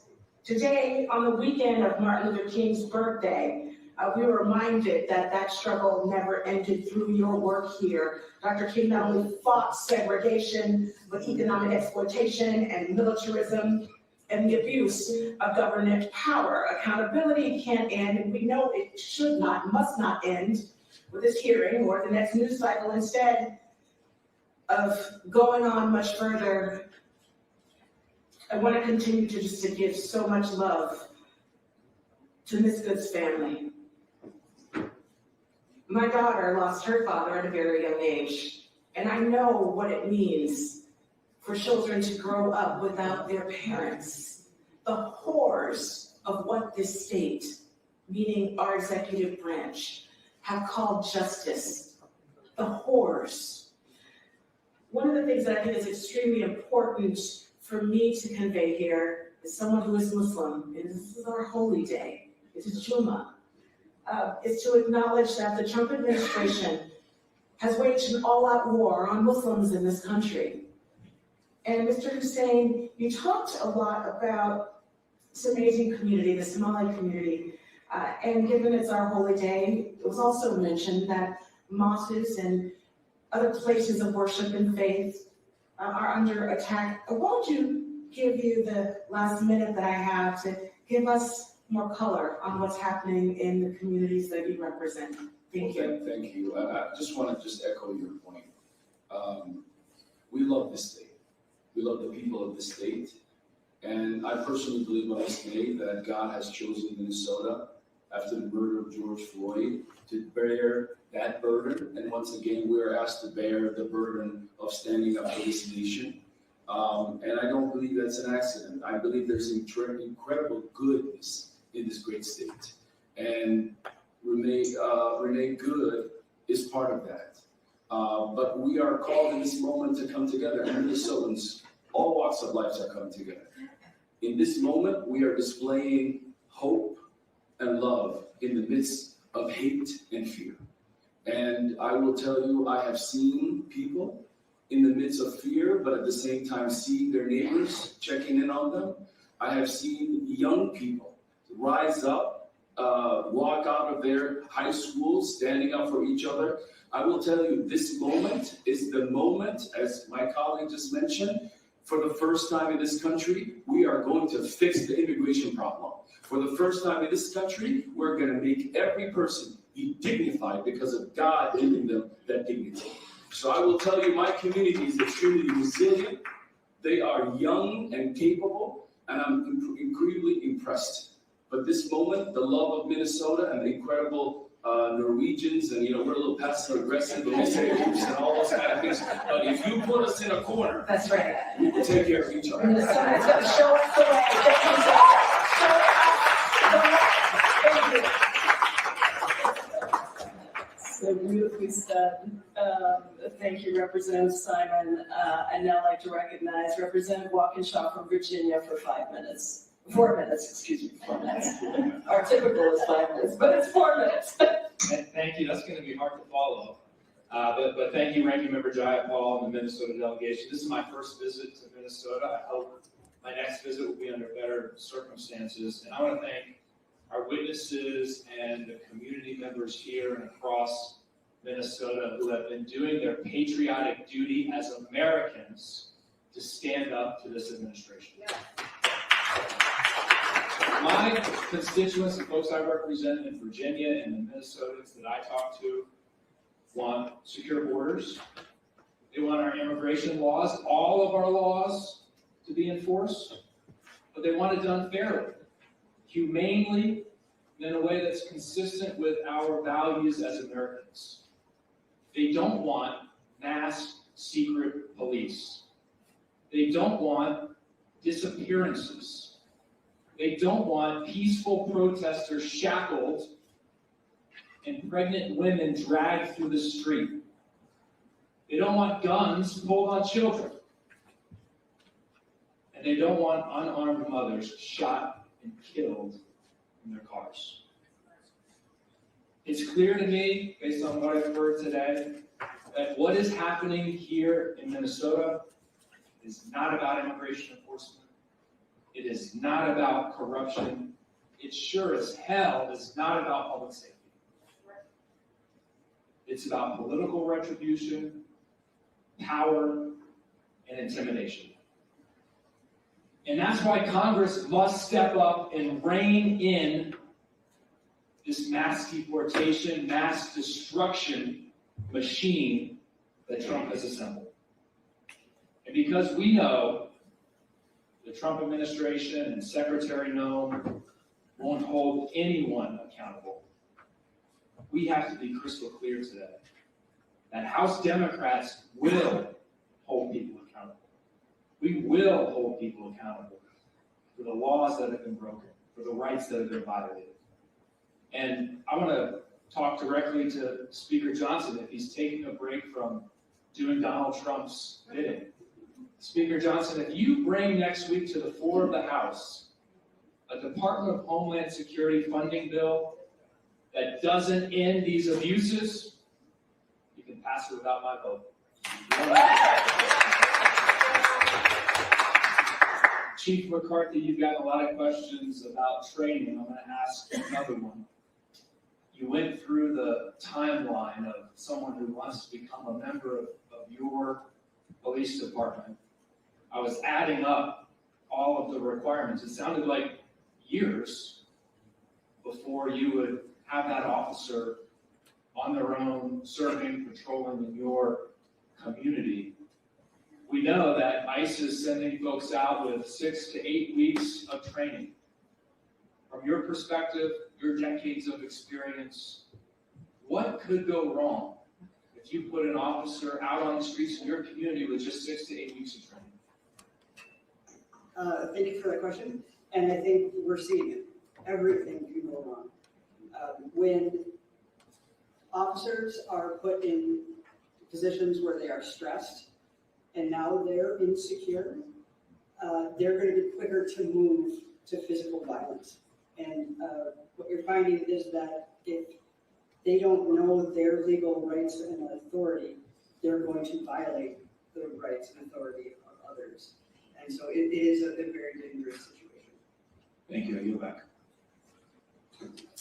Thank you so much, Representative Walkinshaw. And now it's my pleasure to recognize Alita Grijalva from Arizona for 4 minutes. Thank you, muchas gracias. I would like to start by acknowledging the gravity of this moment, highlighted by the fearless testimony of the witnesses here, especially true for the people of Minnesota, for communities across the country who are living in fear. This city is mourning the loss of one of its community members, Renee Nicole Good. 3 children are now mourning the loss of their mother because a federal agent shot and killed her point blank range. And what has the federal response been? Calls for a transparent, accountable investigation? No. We're watching federally controlled probes shut out state and local authorities offering zero transparency. Are we seeing a calm commander-in-chief urging de-escalation and peaceful protest? No. We're seeing blatant intimidation and threats to invoke the Insurrection Act.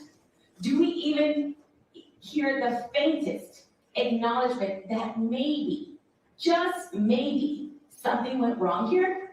No. Instead, we see Secretary Noem distort the facts, gaslight the American public, and try to make us not believe what we can see with our own eyes. Let's be clear. Renee Nicole Good was murdered at the hands of ICE, a lawless agency that is promoting chaos and fear in our communities across the country, What is happening in Minnesota is unfortunately all too familiar for Arizonans.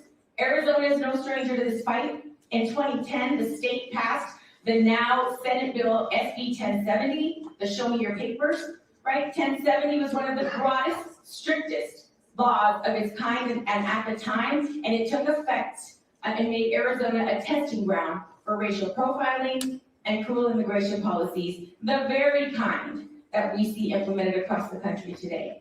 I represent a district that shares 300 miles of the border with Mexico, where families live on both sides of the border, families have mixed status, and the presence of Border Patrol and immigration agents is a fact of our daily life.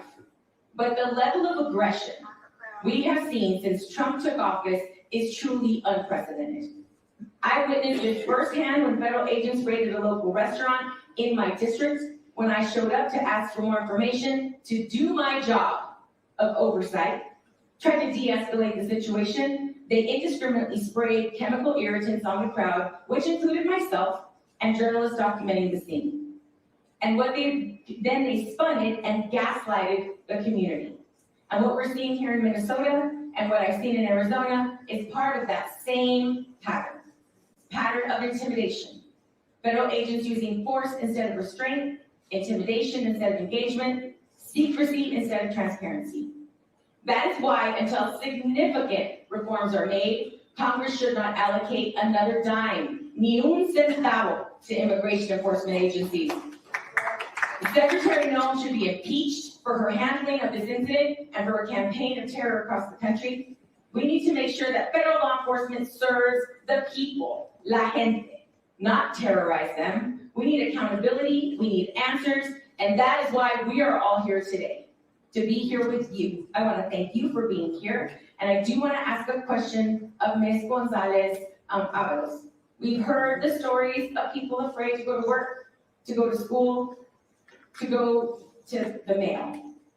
After ICE killed a U.S. citizen here, how has fear spread through this immigrant and mixed status families, and what has this done to the trust in law enforcement? How has this affected their willingness to call the police, report crimes, or seek help when they need it?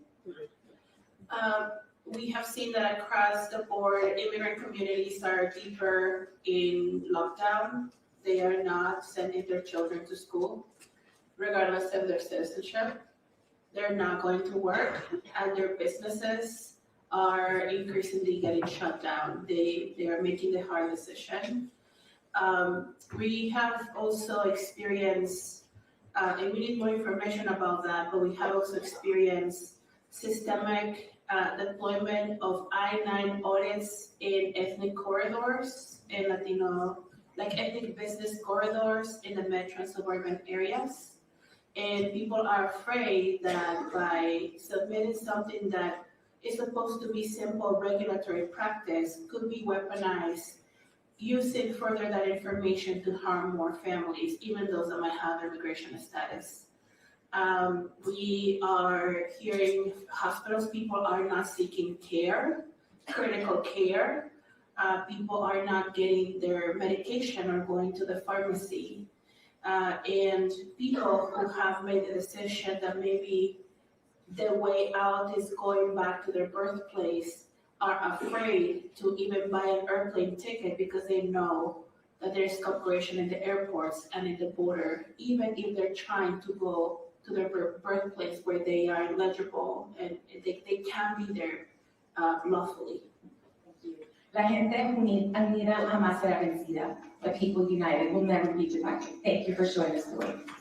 Thank you so much, Representative Grijalva.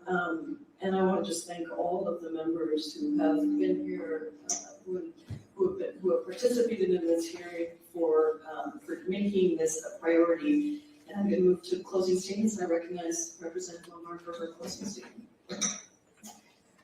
I join Representative Jayapal in thanking my colleagues for joining us today, grateful to the state and local electeds who testified, to our incredible second panel who have spoken to the brutality that they have experienced. It is clear that our Republican colleagues are not here because they were comfortable in taking money from that would be allocated for food stamps. They were comfortable in taking money that would be allocated for housing, and they were certainly comfortable in taking money that would be allocated in addressing healthcare to try to fund what is now providing the resources for the occupation that we are experiencing here in Minnesota. $175 billion that could have been provided for so many of our vulnerable communities now being utilized to create detention cells for Americans by ICE and Border Patrol. By shooting an American citizen, a mother, in the face, not once, but twice, but 3 times. By dragging a pregnant U.S. citizen on the floor for everyone to watch. And as Representative Aaron Cagle just sent me, is staging 4 ICE trucks in front of the Spring Lake High School as kids are being let out for their lunch break. Our Republican colleagues are not saying anything because they are comfortable for people to be terrorized in St. Cloud, Minnesota, where they represent, in Wilbur, Minnesota, where they represent, in Mankato, Minnesota, where they represent. And we've seen what's been happening in Rochester and in Rosemount. This is not just an occupation that is terrorizing people in Minnesota that live in Minneapolis and St. Paul, which they are comfortable with when the president says he's coming for retribution because they think it's Democrats who voted against the president that he's coming after. But it is all of Minnesota. When my constituents call for help, we don't ask them who they voted for, because that is what it means to be an elected U.S. representative. So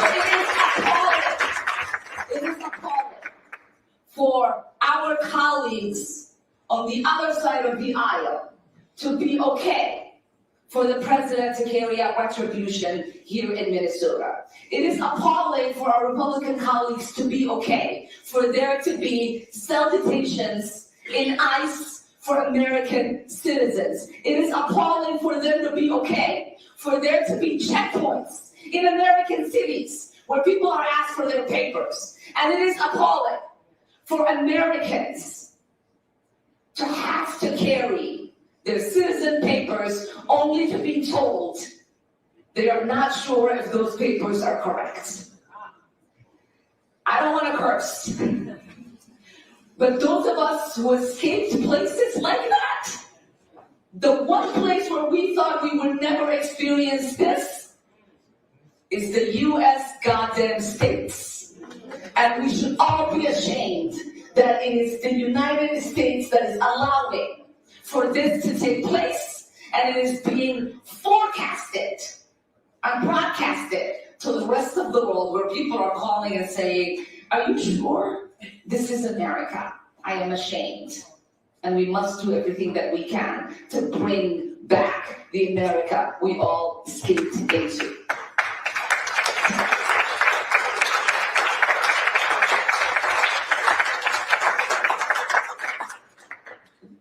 Thank you, Representative Omar.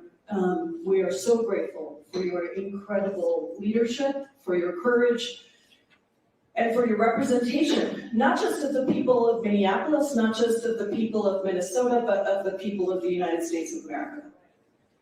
And I'm really grateful to all of you for being here. I know that there is risk.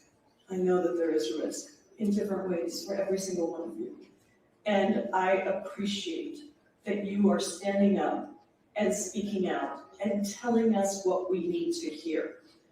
And I appreciate the state and elected officials who testified. I appreciate the law enforcement here in Minnesota that has actually been trained and is working to try and de-escalate.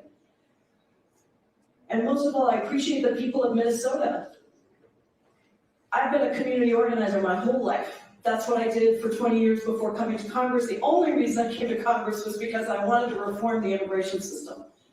And because I believe that we can organize on the inside, just like we can on the outside. And one of the things we know as community organizers is that courage comes in times of fear. Courage is acting despite your fear. And also that strength comes in times of crisis. And what I have seen, not just here in Minnesota, but in Illinois, in every state that I've been to across the country, is that people are bringing forward that courage. They are bringing it forward with the whistles, they are bringing it forward with the training, they are bringing it forward with the nonviolent protest, they are bringing it forward with the very fact that they will speak out and refuse to be silenced. Look, when I started these hearings, we're not in the majority. We will be. We will be soon. We will be in the majority. Not a single Democrat voted for that $170 billion of funding in the big bad betrayal bill. That was a betrayal on so many levels. Not a single Democrat voted for that. But I do want to say that when we have the gavels back, we have to take this on, because this has been an ongoing escalation of funding to ICE, to Border Patrol, without any accountability. Detention soaring, incarceration of immigrants in the United States of America now at 56,000 people a night being incarcerated. The entire spending for the Bureau of Prisons is dwarfed by the amount of spending that we are putting into incarcerating immigrants in a system that is a civil system. Now, I get mocked all the time by Republicans when I try to say this. Immigration is a civil system, not a criminal system. That is why people are not given attorneys. They're not given the right to counsel, because it is a civil system. The detention system is not punitive. It is not supposed to be punitive, excuse me. It is being used punitively. And so we have put together on the subcommittee a list of accountability measures. What does it look like to have real accountability? Ms. Gonzalez-Avalos, Mr. Hussein, you talked about some of this. Mr. Mayo, you certainly know and have spoken about this. You need a warrant, a judicial warrant to conduct an arrest. You must prosecute officers within ICE and CBP who violate people's constitutional rights. You must share information on those investigations with state and local law enforcement who are part of those investigations. No masks. Let me tell you, they say they need masks to protect these ICE agents. When they arrest gang members, they don't wear masks. You cannot be in our communities unidentified and with masks. There's a whole list of things because the list of abuses is so strong. And what I want to tell you is that without those, I will not fund a single cent to ICE and CBP. And I think most of the people on this dais, if not all, as well as many others that are not here, feel the same way. Because we do have the power of the purse. And yes, we are in the minority. By the way, you need 60 votes in the Senate. That means you have to have Democrats in the Senate to pass these things. When we started doing these hearings last summer, it was because Republicans refuse to hold any accountability hearings. The only hearings we have on the Immigration Subcommittee, as my colleagues who are on that subcommittee know, are all about lies. Lies about immigrants, lies about terrorists, lies about fraud, lies about whatever you can imagine. And the reality is 70% of the people that they've detained, kidnapped, disappeared, have zero criminal history. And the 30% that remain are tiny parking infractions, misdemeanors. Those are the things that they're kidnapping and disappearing people for. And when we started, so we decided we would just hold these hearings. If they won't do it, we can. These are not shadow hearings. I'm not calling them that anymore. I'm calling them hearings. These are hearings with real witnesses and real members of Congress who are listening to that testimony. And not that many people came in the beginning, to be honest, and we've had trouble getting some of them covered. But the last one that we did in Illinois had 19 members from all over the country. The last one we did in DC had 26 members, all Democrats. And this one is the most, 28 members of Congress from 18 states around the country who are here to listen to you. So I just want to say to all of you, you are not alone. What we are seeing is horrific. And it is happening in other places as well. And it will continue to happen in other places. So if you are watching a daughter, a sister, a brother, is that going to be shot on your street by an ICE officer? This can happen to you. And so I'm asking everyone that is not in this room, that may be watching in another state, to find that courage, to speak out, to get trained, to get connected with your local organizations, and to make sure that you are ready in the same way that Minnesota has shown us over and over again, that you are ready to be American citizens, American residents who believe in this Constitution, who believe in this country, and will stand up for it. Thank you all so much for being here.